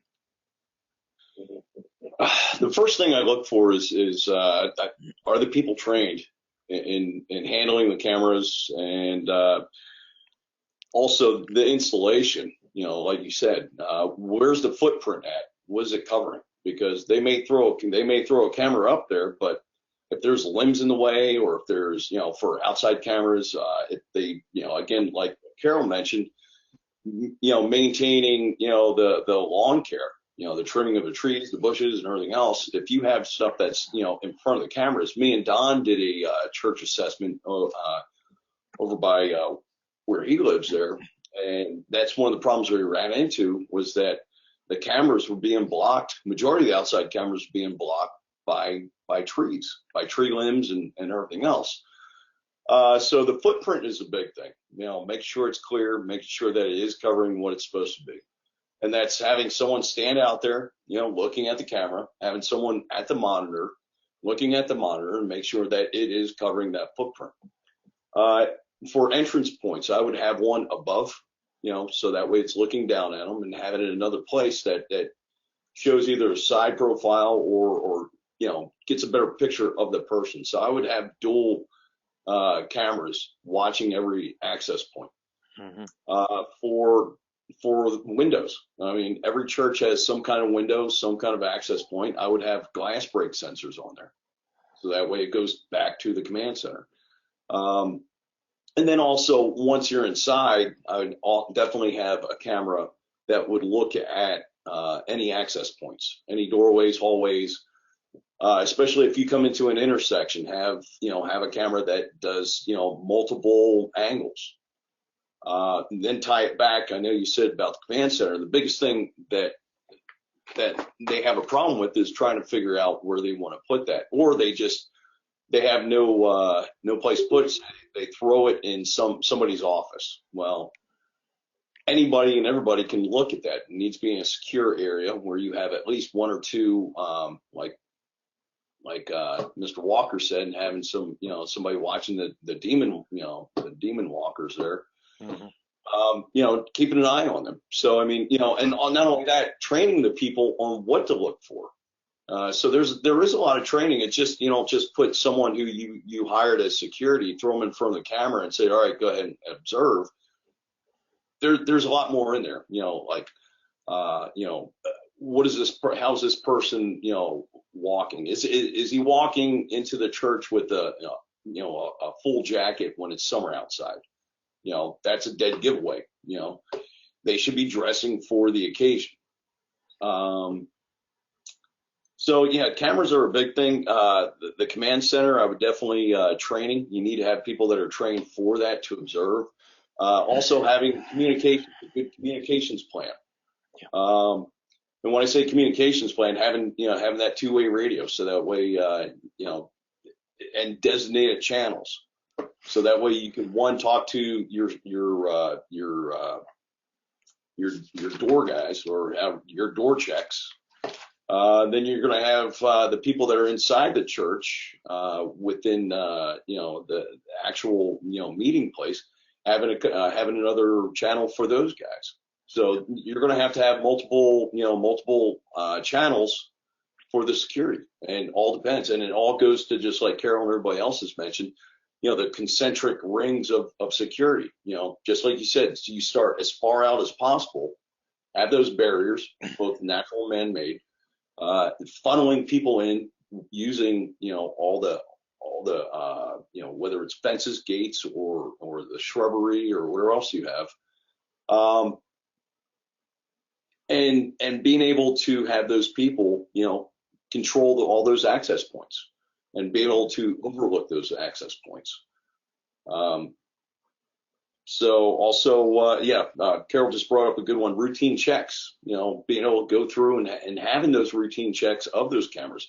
Maybe it got knocked out during a hurricane or some bad weather. Some of the things we see on a lot of assessments is that lights are burned out, they're broken, they're not even hooked up properly. Same thing with cameras. They can get knocked out, they can get disconnected. So doing routine checks of those, and I think that pretty much covers it. I think you hit it on the head. It's one of the things that is my pet peeves when I look at some of the way these churches are laid out, because you get contacted by these churches, and of course their number one focus is on the security team, which I think is completely backwards. But and then when you go look at these places, they'll have not really a control room. They might have a viewing room that's up by the front entrance. Yeah. When you said secure area, that's about right. I'd like to have those command centers in a secure area, and we could even get away from calling it a command center to a management center. If situational awareness and communication of information is critical, and for the majority of the people out in the church that are on the teams, not just the security team, but your parking lot attendants, your ushers, who a lot of them are on communications, on radios. You're having to communicate with words. But other than the person who's got eyes on the scene, the other person who gets to see pictures is the guy in that command center. And if you're near the entrance door where people are going to be poking their head in to talk to you, or you're going to be engaged in something going on, you're no longer commanding. You're no longer situational aware. You're getting sucked into one thing, and you're failing at the task of seeing the big picture and relaying things. And I see that all the time, when I run training events where everybody wants to rush to the crisis site and they forget about everything else that's happening. You lose complete situational awareness of, everything else that's going on, and then you can't make logical decisions. So that's one of the things that I like to push is get that thing in a secure area where you can start sifting information. You can talk to your parking lot attendants. Maybe you see things that nobody else sees, and you can relay that information so it's not stovepiped in those areas. But yeah, get it in a secure area. Drives me nuts. Too many distractions. That's the big. There's too many distractions. Yep. Yeah, absolutely. Yeah, appreciate that.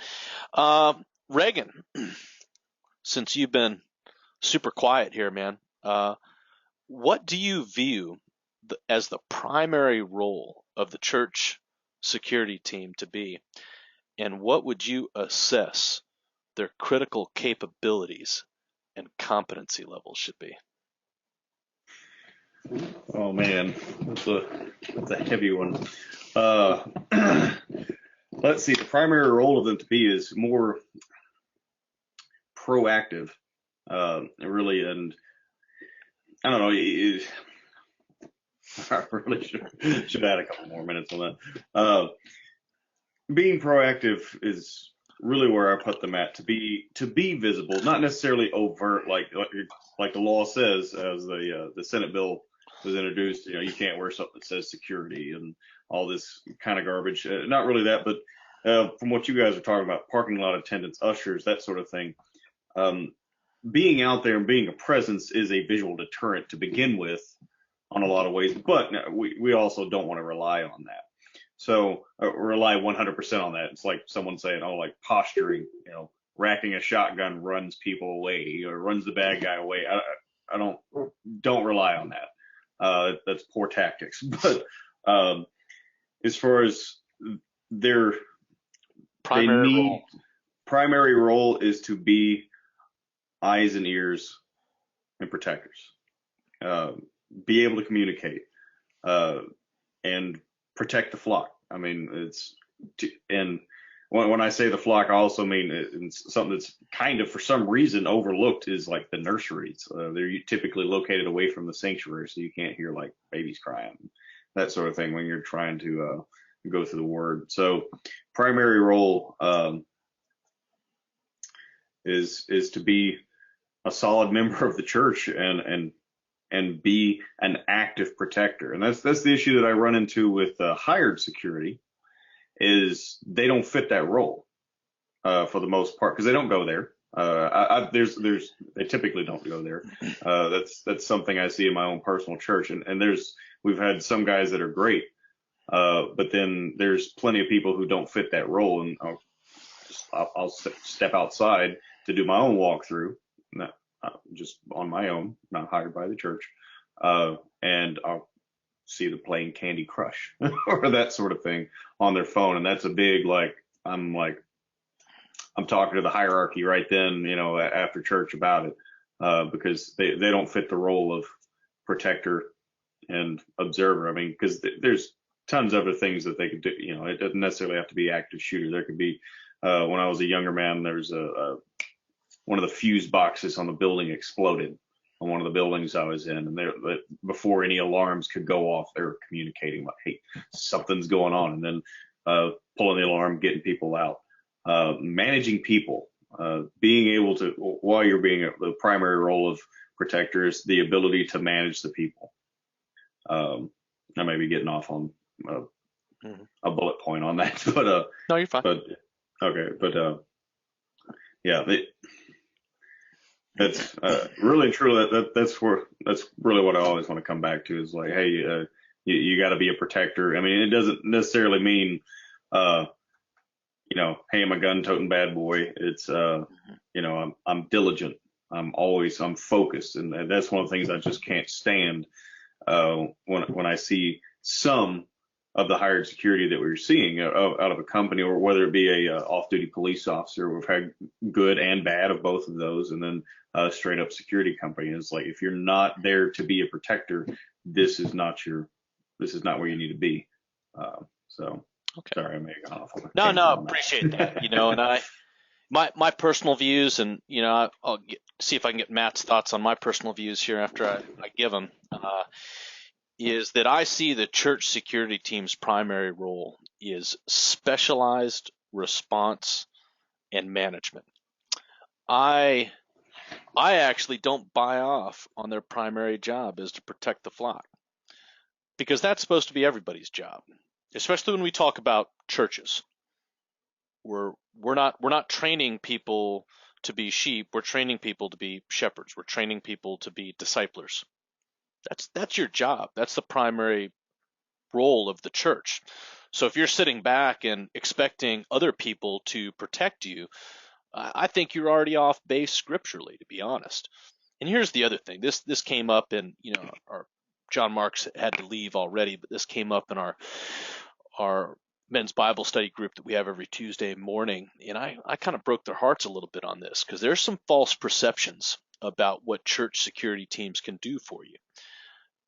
And I asked the guys in the group, how many of those church security team guys do you see carrying things like this? A rifle. How often do you see that at churches? Doesn't happen, right? Because they're big and scary. I get it. Okay. So what do you see them carrying? Probably a concealed pistol. That's it. Probably doesn't even have a light on it. It's probably a compact. And then I asked the guys, like, what's the distance from side to side of the sanctuary? Because ours is 130 yards. And go back and think to yours. And then think back to your primary entry point, the foyer, from side to side, which is 70 yards. And then I asked guys, what's your ability to safely and accurately place rounds at those distances in a complex foreground and background? And the room usually gets real quiet. And I tell guys, you want to think about that. Like, you can do all the simunitions training in the world, and that's one of the reasons that I put this on, because guys get into a false sense of security about that and think just because a guy's got an earpiece and a pistol, unless he happens to be right at the place where that incident happens, your best chance is to have someone armed that can meet the trifecta that I like to throw out: the handle your weapon safely and competently, place rounds anatomically correct for incapacitating shots, and be able to target discriminate to be able to deal with that threat. Because if you think as a security member you're going to wade through the screaming, panicking masses of a sanctuary 130 yards to the other side to deal with that, you're kidding yourself. So I kind of take a little bit of a different approach to that, in that, the old Army adage of every soldier a sensor. Every congregation member should be a set of eyes and ears. Just like, I think Mr. Walker brought up with the shooter down in South Texas, Don brought that up with the social media. The guy was a weirdo, right? So what did people do? They unfriended him.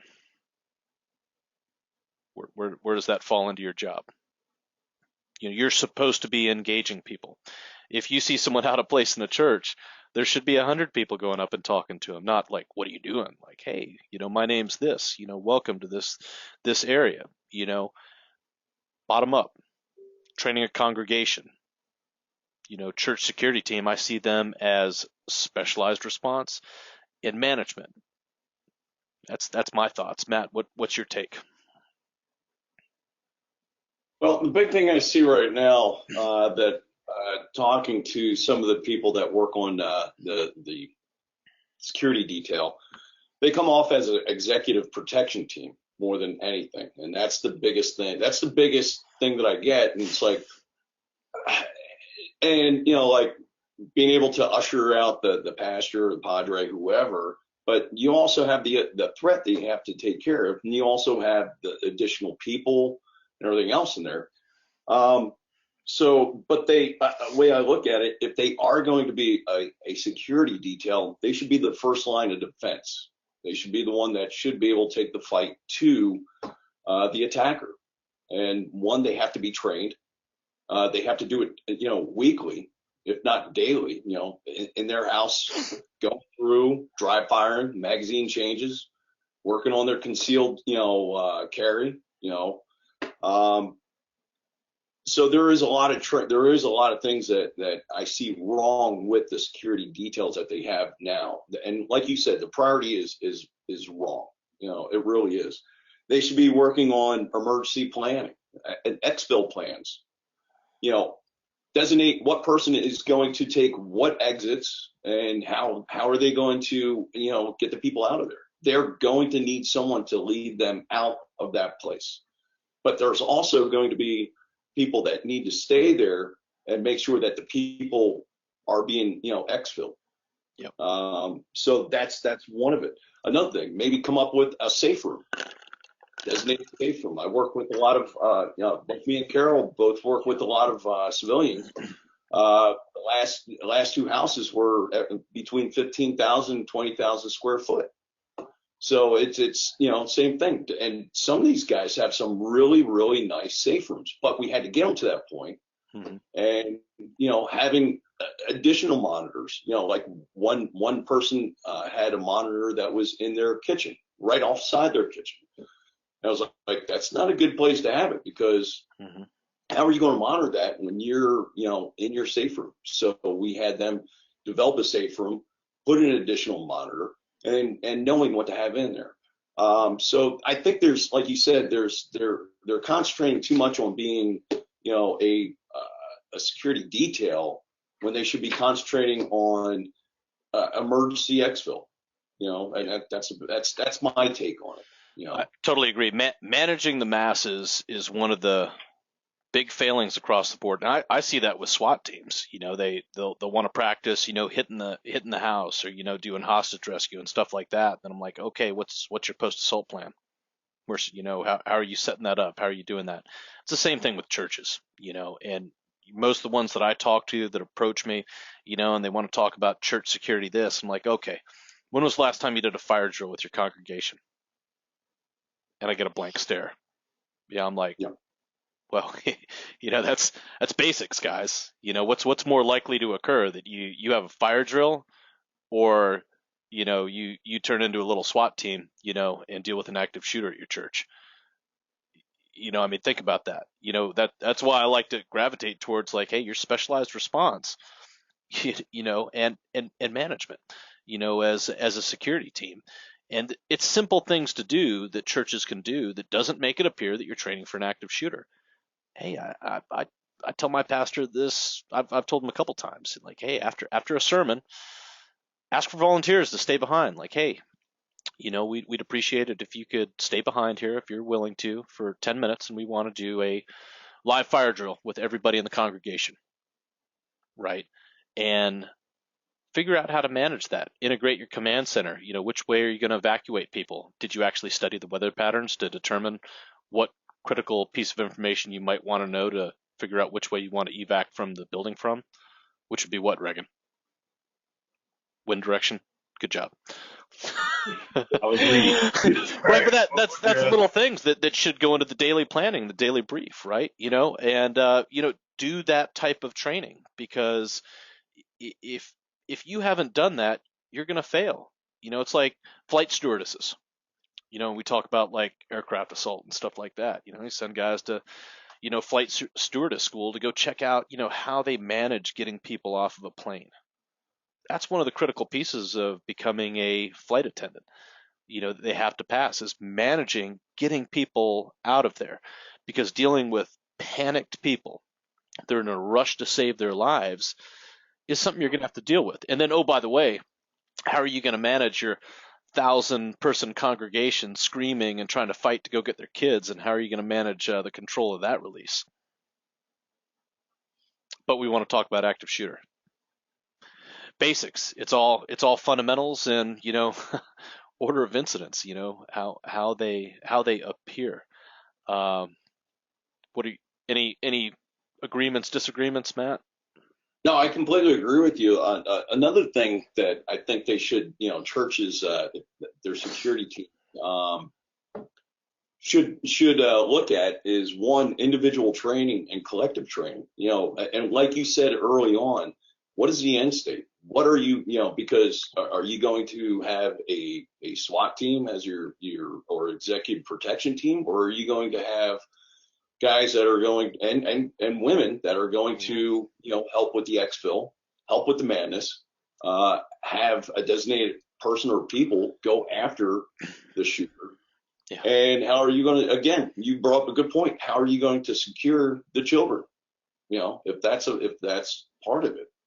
So there's a lot of factors I think they need to look at and plan for, besides just saying, okay, we go to the range, we shoot, that's it. Okay, we're now security detail. There's way more than there really is. I wanted to kind of use this into a segue to Mr. Walker here, because I think we've been neglecting him. And one of the specialized responses that I see that church security teams serve as a primary role, other than hopefully having a senior guy in that command center with some sort of tactical sense that can make decisions, which I don't see happen either, is interfacing with local law enforcement.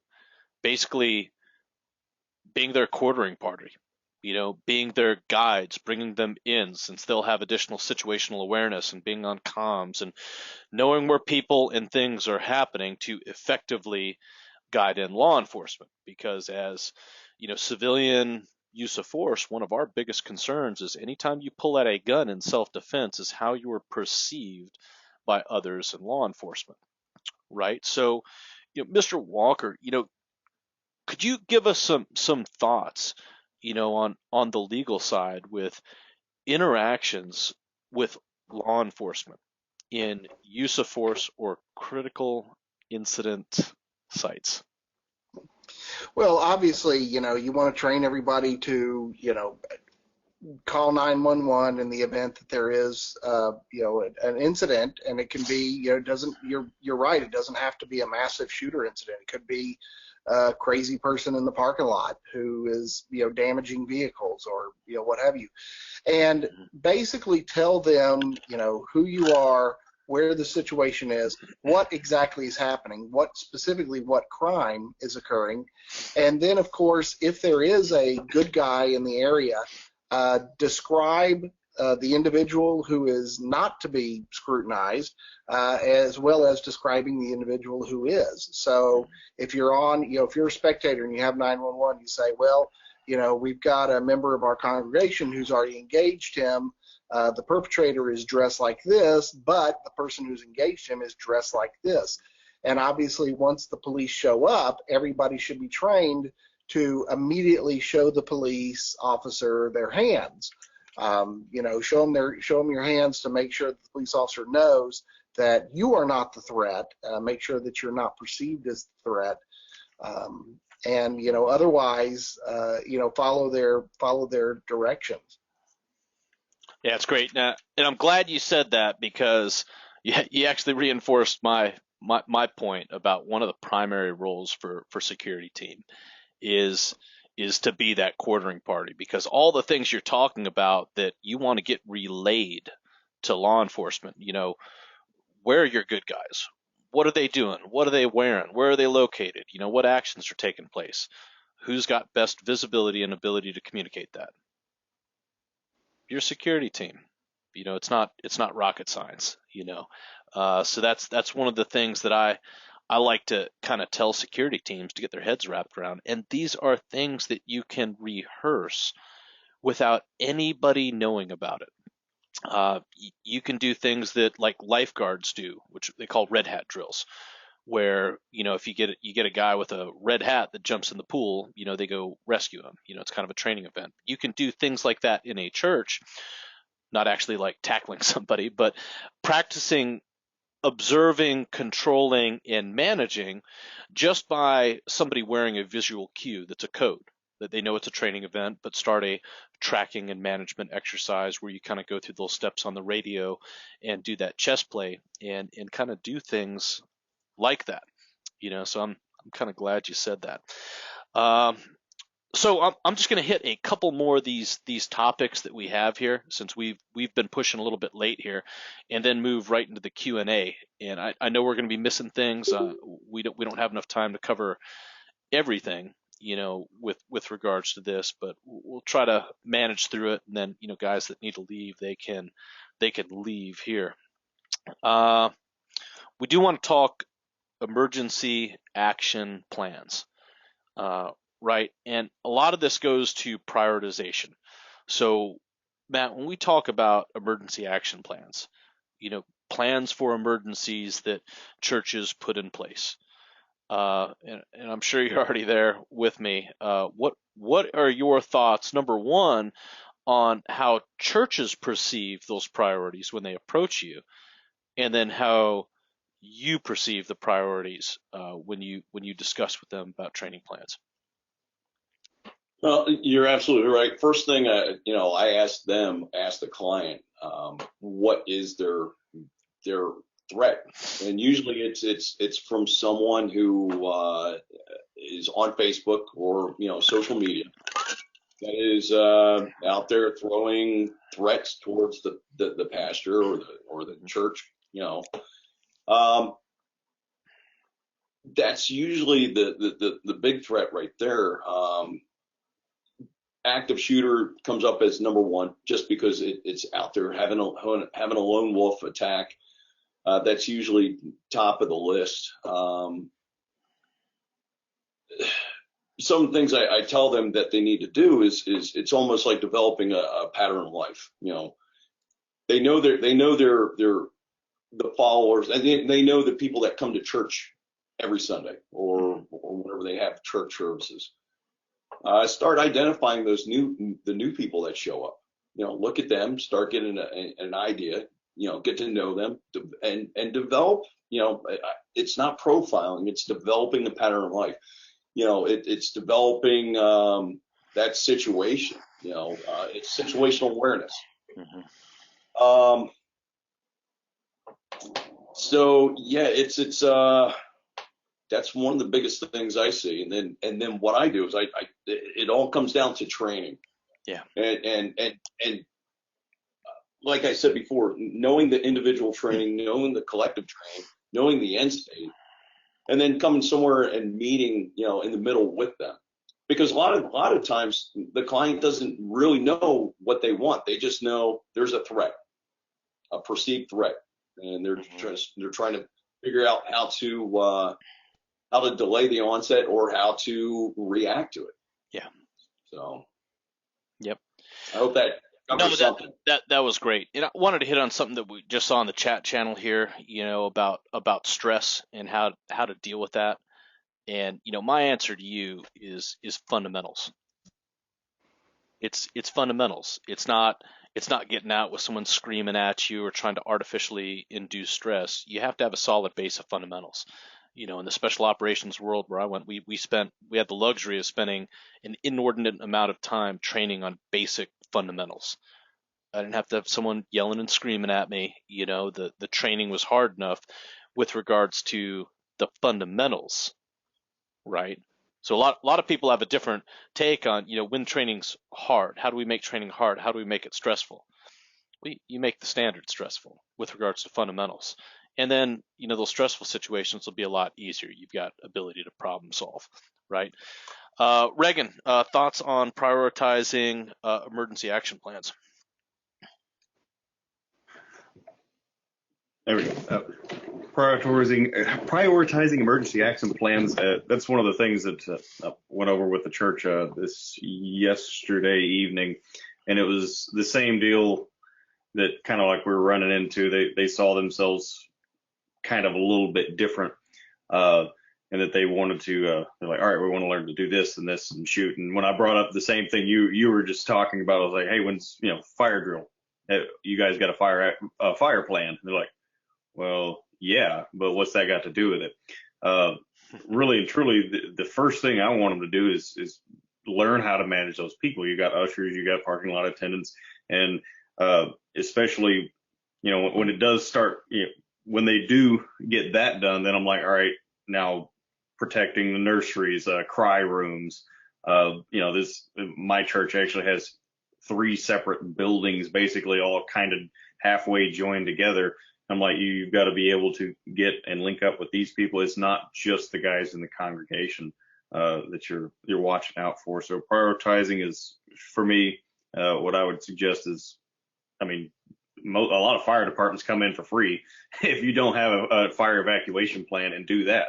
And then really, most of what you need to do is, for an active shooter situation, is to move your collection points further out, establish communications better with law enforcement, because you're the ones going to be calling them. The fire alarm's not going to be the thing calling them. And then from that point on, which they need that stuff in place.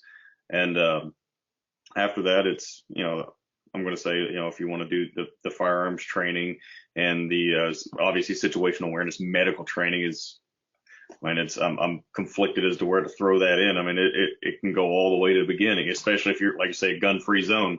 You better get that medical training in there right now, because that's going to be an issue.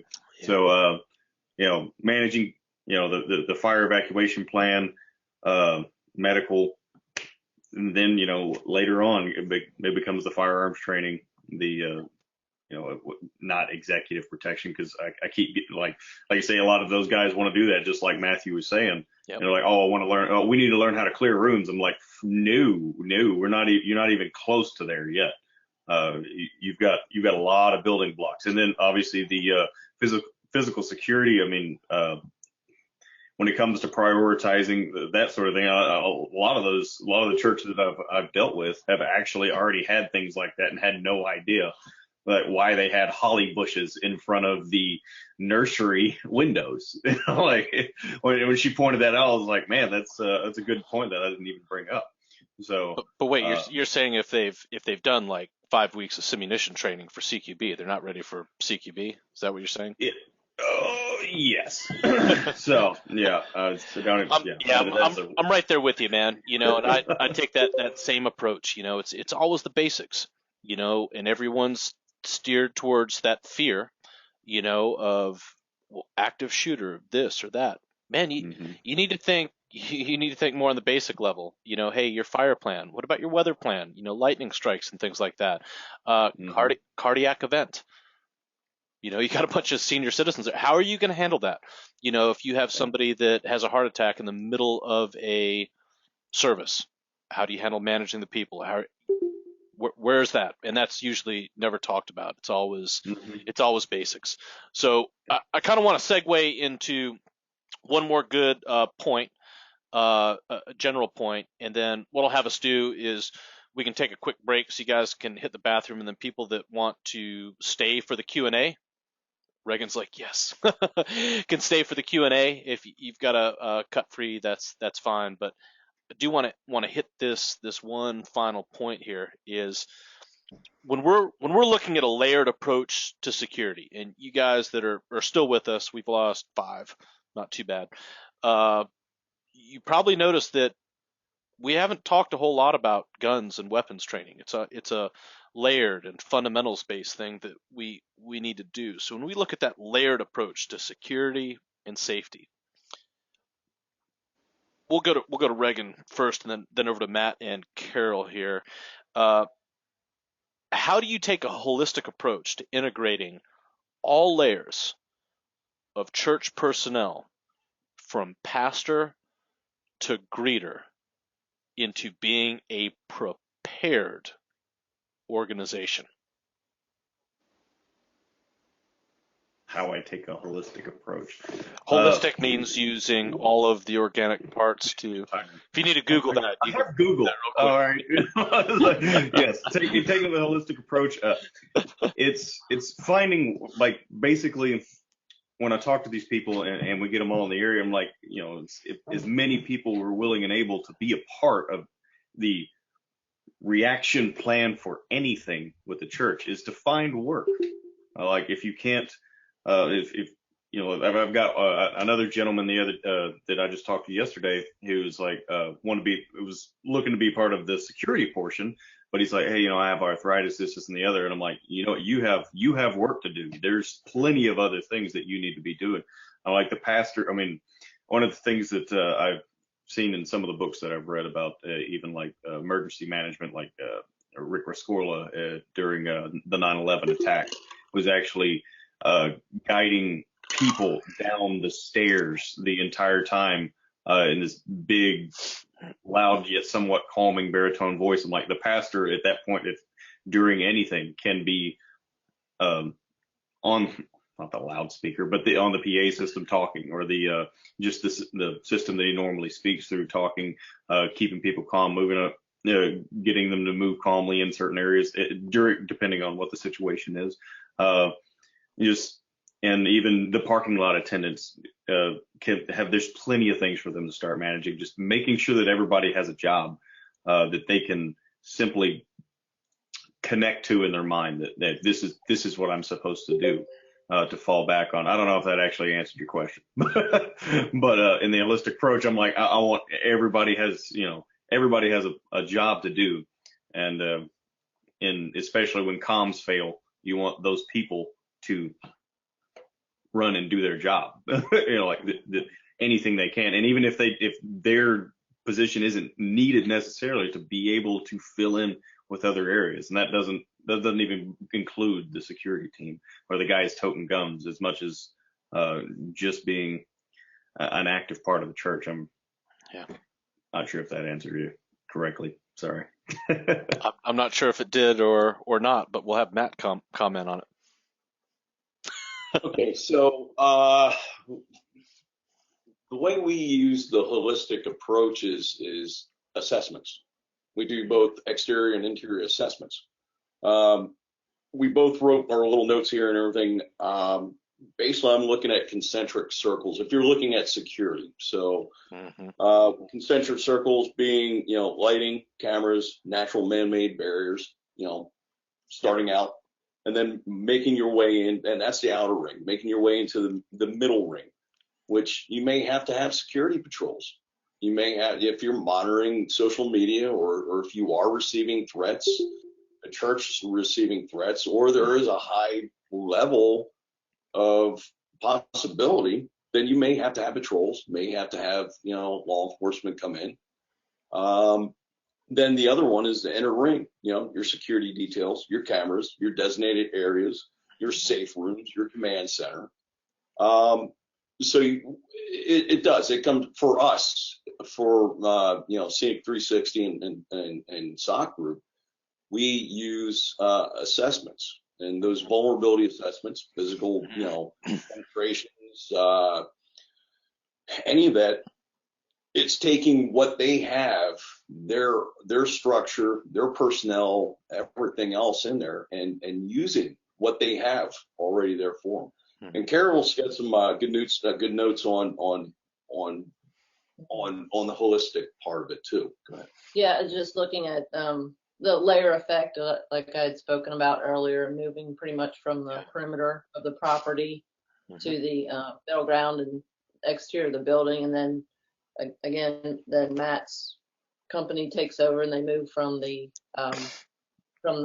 walls in, and looking at the security from within the building, and then looking at that as far as getting, within that building.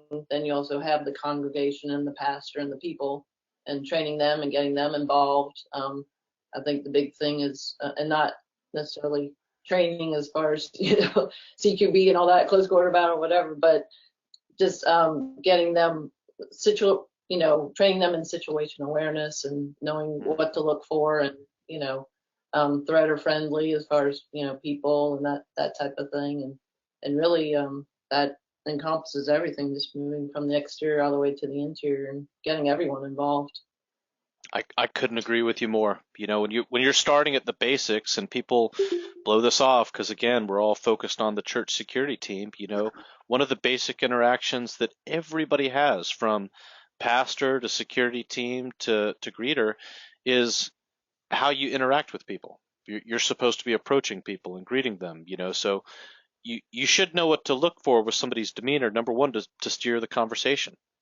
Number one, you should be doing a quick visual assessment of them to kind of steer how you're going to approach that person, based off of their clothes, which could, give you an idea of what kind of generational type conversation you may want to give, or, whatever. But that also feeds into training people to recognize threats, recognize body, demeanor and things like that. And that's got to be pushed out to the outer ring. It should start in the parking lots, because it's not about responding to things faster. It's responding to things sooner. And the only way to do that is to push out that perception bubble, where you recognize threats and how you can respond to them. Absolutely. Matt, did you have something you want to add, or did I actually say? I did. And also, I know we keep talking about, about the security detail, the training they need and everything else. Actually, there's two types of training. You have training for the security detail, and they wear many hats, but you also have the churchgoers too. I mean, you can, the church can have, they can put on, stop the bleed classes. They can have first aid classes. They could have some basic situational awareness classes.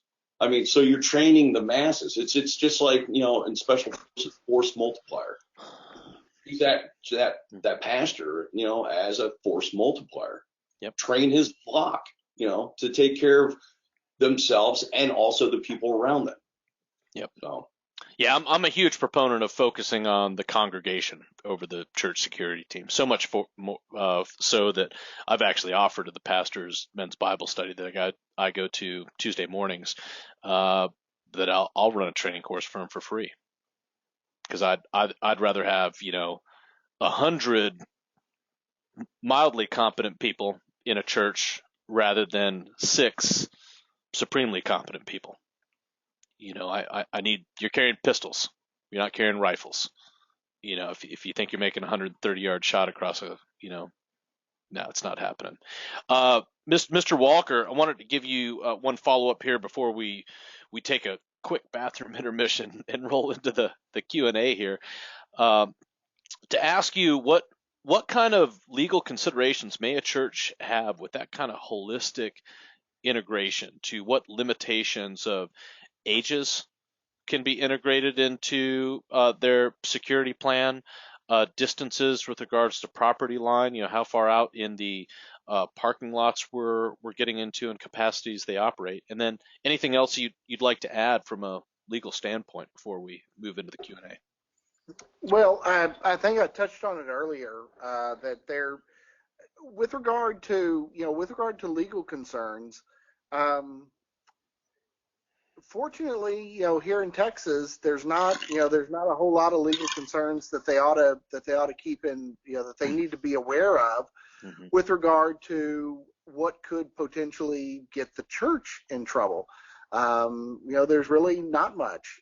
Certainly, everybody who, if they're going to, they should obviously encourage the members to attend these meetings, to get this training, and to know what the law is.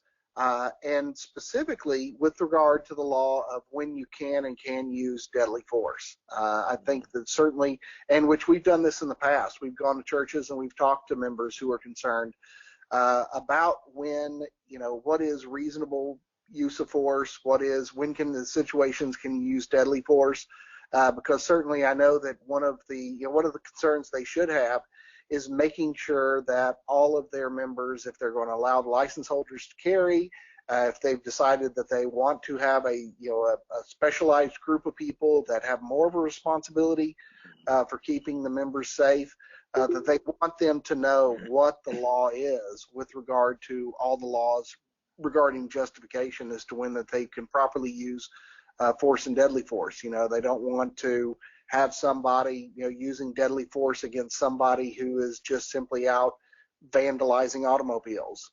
That's not a crime for which you can use deadly force.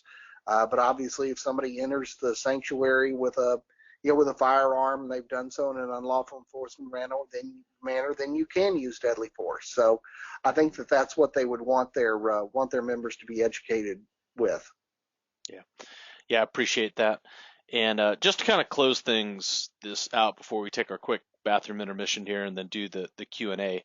And I know we've covered things for the audience here generally, which actually is a good thing. Maybe we'll get the SMEs to review this footage and see if it's actually going to be appropriate to post on the internet because we haven't gotten too specific in the tactics. But one thing you'll notice, like it's a broken record. We keep talking about basic fundamentals. It's basic fundamentals. Everybody wants to do collective tasks. And one of our viewers, Eric Soderlund, just posted a link, and it's from the government. It's a .gov. It's until help arrives. And if you read the PDF in there, it's all collective training. And that's what everyone wants to focus on. They want a big collective training event.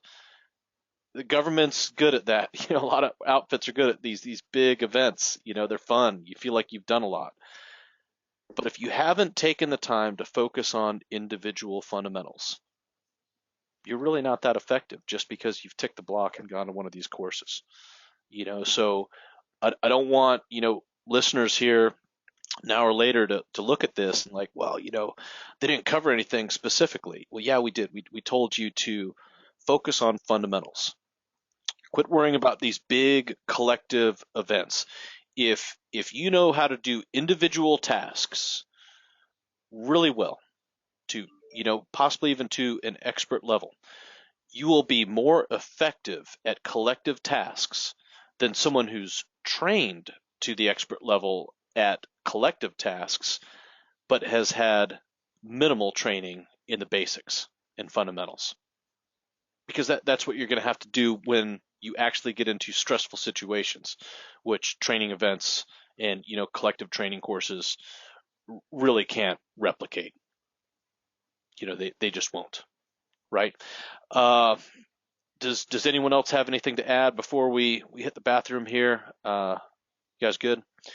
All right, so what I'd like to do here is let's take a quick 5-minute intermission, and we'll come back here and we'll take whatever questions. Now, if any of the panelists, you guys have to hit the road, you can do your peace out, now if you want to. If not, we can come back here and do the Q&A. And like I said, I will be putting out an email with everybody's contact info, kind of a summary, so that listeners and viewers can contact each one of the panelists here individually for training or services.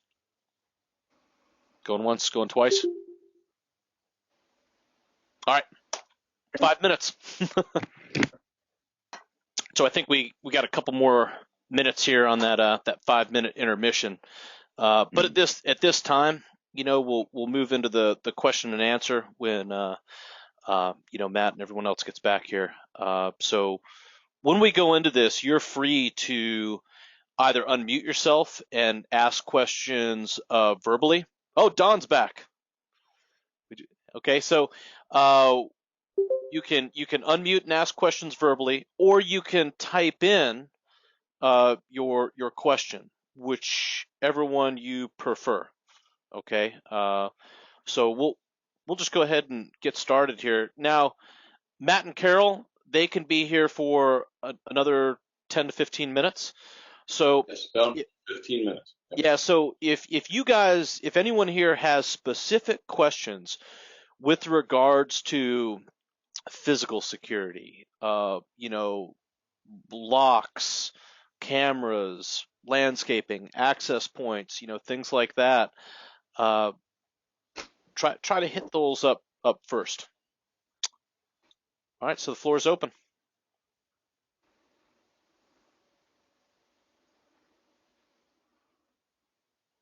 Nobody go at once.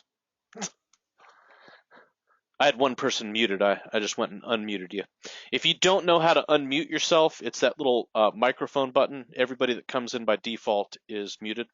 So you've got to actually unmute yourself to be able to talk if you're trying to actually speak.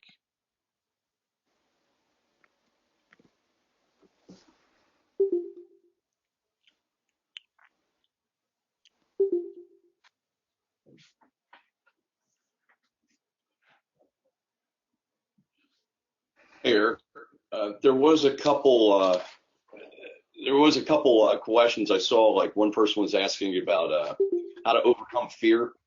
Yeah. Do you want to address something like that? I know we touched on the concentric rings of security, but somebody was asking about fear. I typed in earlier that, you know, through repetition, through training, through the basics and everything else, that will help overcome that. And then I saw someone else write in, but due to, you know, there's got to be an induction of stress. I know you covered that. Yeah, you know, I'm a big proponent of stress inoculation, but not just externally, but through self-awareness, right? Because you know, I'm not a psychologist, but I've known a few, and we're all different, you know. And I think, you know, it kind of has a scriptural standpoint too.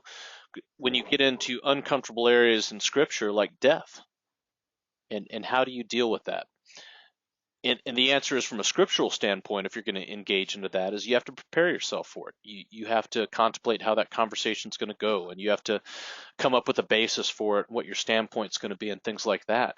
And I think that same approach is applicable to use of force situations or traumatic situations, because what is post-traumatic stress? You know, it's literally shock, right? It's your body and mind, it's your mind seeing, smelling, touching something that it's not able to compute, and it induces traumatic shock. So how do you overcome that? You know, by contemplating, you know, thinking about that, trying to desensitize yourselves to things, and contemplate, you know, the possibility of what could happen. At least that's my take on it.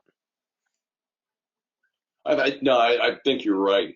You know, just with through repetition, through training, through having that, your body actually kicks into falling back on what you're trained, and receiving proper training. You know, don't just take it from whoever. You know, because there's a big difference between, you know, law enforcement and military, how we see things. You know, so there's, you know, look at who you want and look at their background and go from there.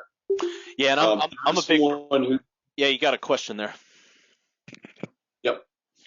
Let's see. So Craig asked, what is your thought on having electric locks with card or a fob? It's secured. That's fine, but you got to remember too that with electric locks and having a fob, that it's limited to the access, and those are the points I think that you would want for one, your command center, your offices. Things of that want to be secured in nature and keep other people away from it. So those having electric locks are good for that. Your other access points, I would probably stick with just the normal locking mechanisms. Because if you start dealing with fobs, somebody loses a fob, now you have to go in and you have to change those, just like a key. If you lose a key, you're going to have to go in.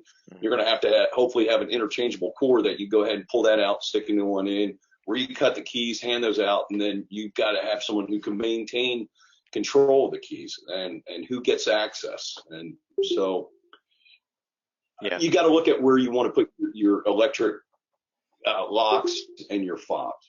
So that's hopefully that answers your question there. Sure. Then you had another one there about what the thoughts on types of doors. Ooh, nope, that wasn't it. It was weak points of a structure from an exterior perspective. Anything you could do that might mitigate those weaknesses. They do make some door. Well, okay. First of all, churches. A lot of the churches I've seen already have like a lot of it's stone, a lot of it's the mason. You know, the doors are already, you know, built in there.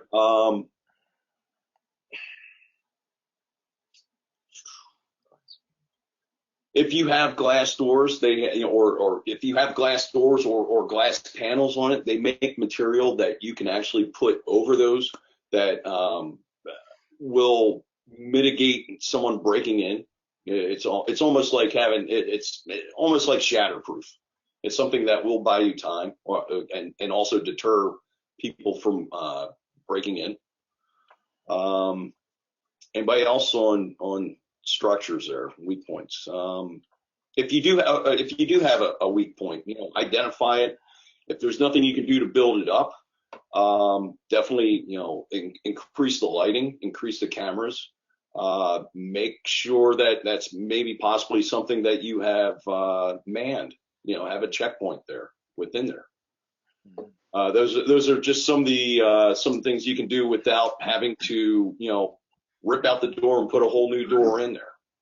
Because a lot of churches I know, when me and Don did that assessment, they really didn't want to spend a lot of money on upgrading things. So we had to look at other resources and other ways of increasing their security without it being on the super expensive end, but yet, giving them an answer and a solution that they can use and implement as soon as possible.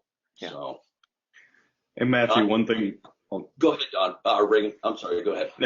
One of the things on doors that you were talking about the types of glass and stuff that won't shatter and the coatings on it. One of the things that we did when I was I was a child, a very young man, we had doors at our church, and they were just the clear glass. And we actually had a very young lady run towards the door and put her hand through the door. It cut her artery in her arm, and it started spraying blood everywhere. It was very eye-opening. One of the things that we did to mitigate that, or they did, I was too young, was they used the I forget what it's called, the metal mesh glass. But one of the things that has always stuck with me is they actually had little metal bars made that were actually matched to the same finish as the door, and they were bolted on, and they made to look nice. But it was one of the things that they were sold on is like, if someone comes to kick that glass out, now they're gonna have to crawl over the top of the push bar that's there for adults. So it was like little push bars for kids, but it was also a little extra layer of security, because if they want in, they're gonna have to climb over the top versus just going under like you see in convenience stores where they bust out the bottom and climb through. I just saw that or heard that, was like, oh, I got that. Sorry. Mm-hmm. Yeah, and I think one of the important things to do with regards to that question that was asked about reinforcing external structures is try to figure out what you want to do first, because there's two approaches. Obviously, there's the visual deterrent, making that door look harder than the door next to it to get somebody to move somewhere else, or same thing with where you do with your house. Or what are you trying to protect against? Which usually we're talking about like how long that speed bump's going to last, because that's what all those security measures are, speed bumps. How long do I want to be able to hold somebody out reasonably, right? Because if you want to actually completely keep someone out, like Matt, who's could just show up with an exothermic torch and cut the door open, that's what you want to think about. And it's a time versus money versus, what you're reasonably trying to accomplish, but there's simple things to, do that these guys have talked about here. Let's see. I think we had, did we have another physical security? What are the thoughts? Locking out the threat as it presents itself. Cover and concealment. This is what I like about Matt. So, let's talk about that for a minute. When you go to churches, how many walls and doors do you encounter that have little stamps and stickers on them that show their National Institute for Justice ballistic rating for them? Yeah. Yeah. No. Yeah. Yeah. So they do make doors or attachments for doors that are supposed to lock people out and all that. Yep. But you got to remember too, when you have that many people within the church, when do you lock that door? Because now you have half the people in, half people out. That's what we were talking about, safe rooms. If you have a safe room, it's something that you control from the inside, but it's also a layered approach. Whenever we develop a safe room, we have a 3-door approach. So that way there's actually security, layered security within the security realm before you get to the safe room.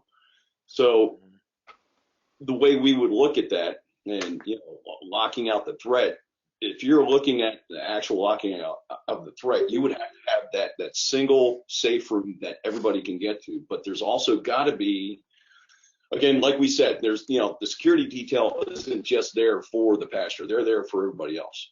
Yeah. So if you're going to have that as we, push, Carol and myself push the assessments and the safe rooms, we have a, like I said, 3-door approach. You're going to have those manned by those security details. And they're the ones who are going to be the last line of defense to make sure everybody's through, lock that door, continue moving to that secondary, wait until they pass through the last man, last woman, last child, lock that door, move on to the next one. So it's the thoughts for me for a lockout, it's 50-50. They're good, but at the same time, you're leaving someone out in the cold. So unless somebody else has something else they want to add to it, or agree, disagree, please step in. And I agree with you, and that's also one of the reasons I don't like to focus on the security team by itself. The congregation and lowest levels, the answer. Like my church, we're talking about like 20 exterior access doors. I'd have to have a 20-man security detail just to man and lock out all those doors by itself. Like, it's not going to happen. To be quite honest. So leveraging those lower, I don't want to say lower guys, but guys that are doing the greeting and things like that, and training them how to go through those procedures on your emergency action plan is supremely critical. Any other thoughts there? Travis, would you consider the kids Sunday school area a place to concentrate this thought? What thought? I'm guessing like the lockout and everything. Matt, I don't know about you, but a lot of the places I've seen, the kids area is not placed with a thought to any kind of security plan. You're what absolutely right. I've seen. It's usually kind of an afterthought or an add-on, and they produce some really interesting security problems. They do. And matter of fact, me and Don, we'll just take that church that we worked on.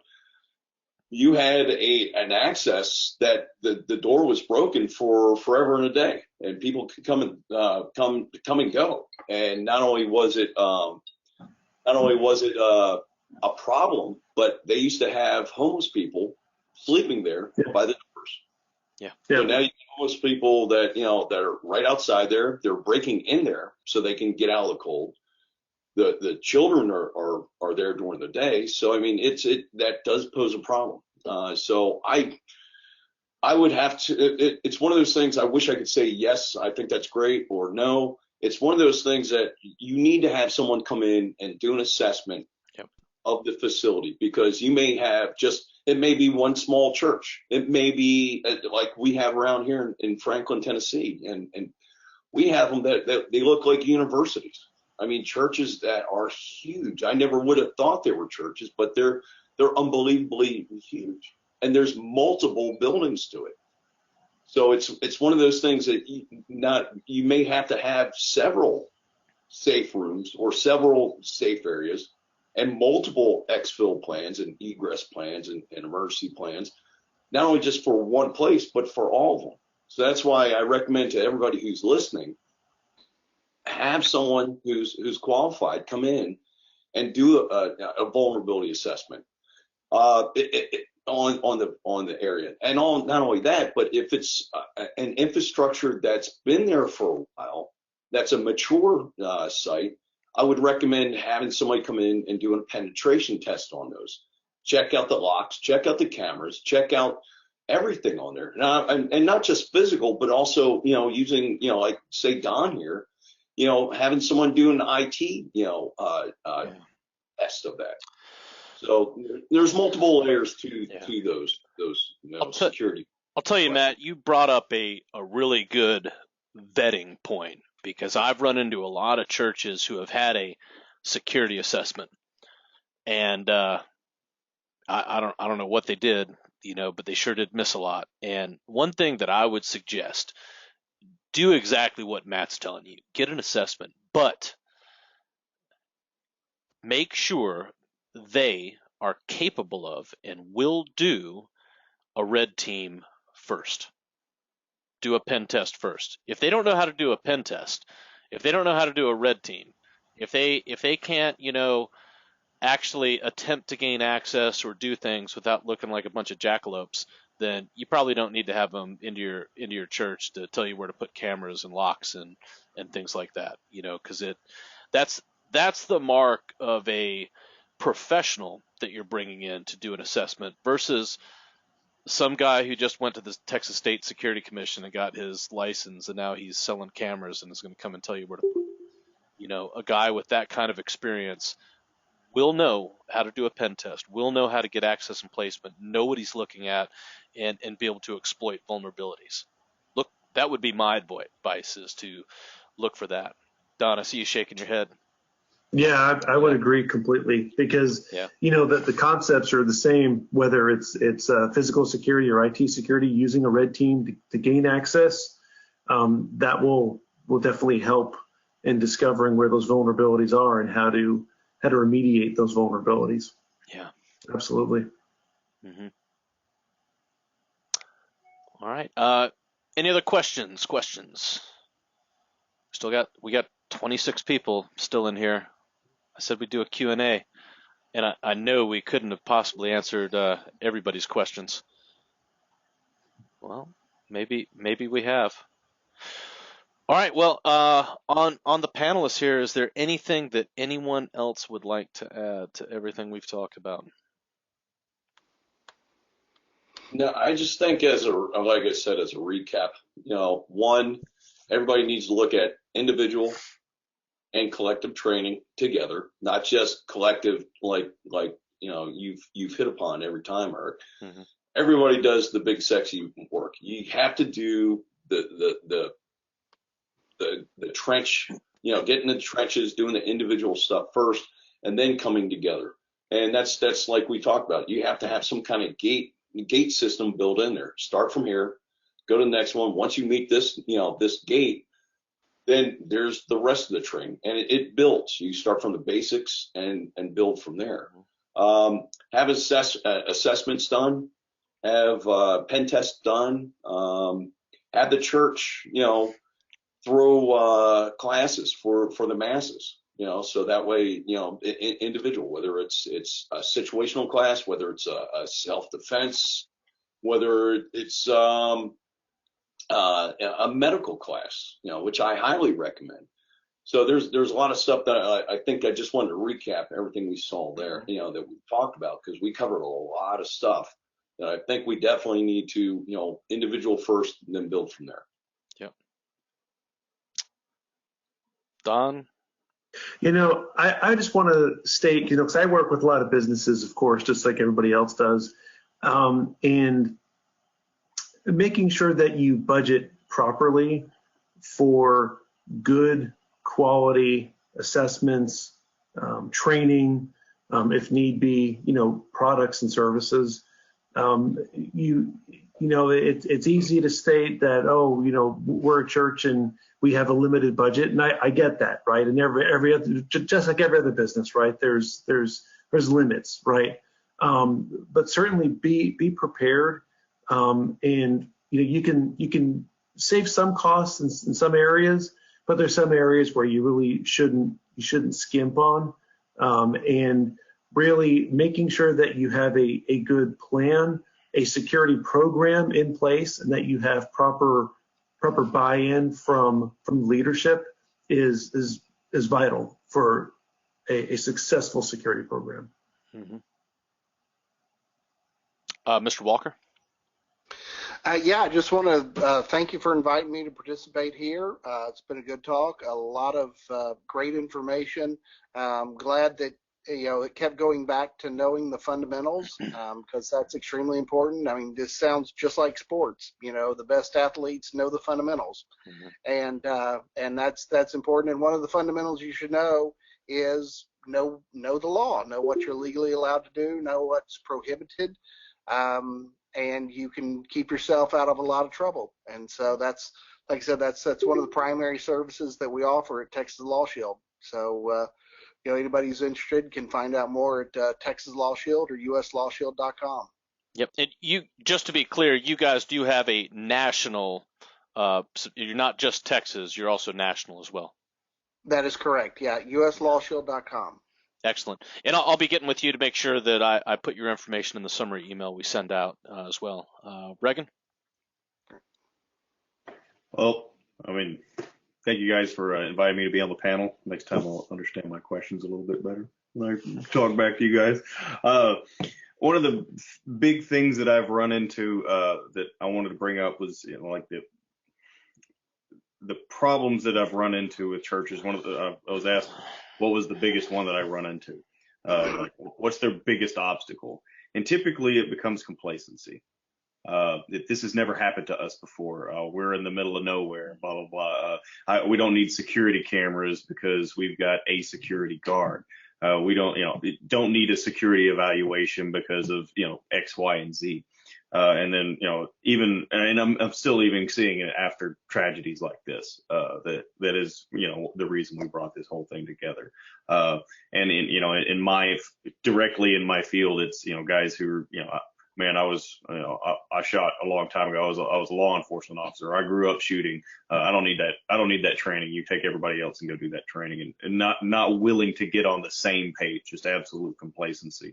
So, my goal with him is to, step outside of your own ego, step outside of what you think, and listen to some of the professionals out there, not just me, but I mean, we got a panel of guys here that are all professionals in their field, and ladies who are professionals in their field. That you need to just step outside and pay attention. You don't have to take everybody's advice, but not listening to it is borderline criminal when it comes to this sort of thing. So, but also I did want to say thank you to Eric Dorenbush for putting this all together and heading it up. It's I mean, we had a good turnout and got a lot of good solid dudes and people here to give out advice, and it wouldn't have happened if you hadn't started the whole thing.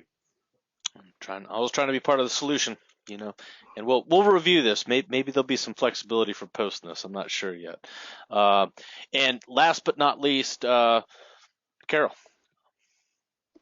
Just wanted to thank you for having me on the panel also, and hopefully everyone learned a little bit different perspective on security from me with using some landscape in the security.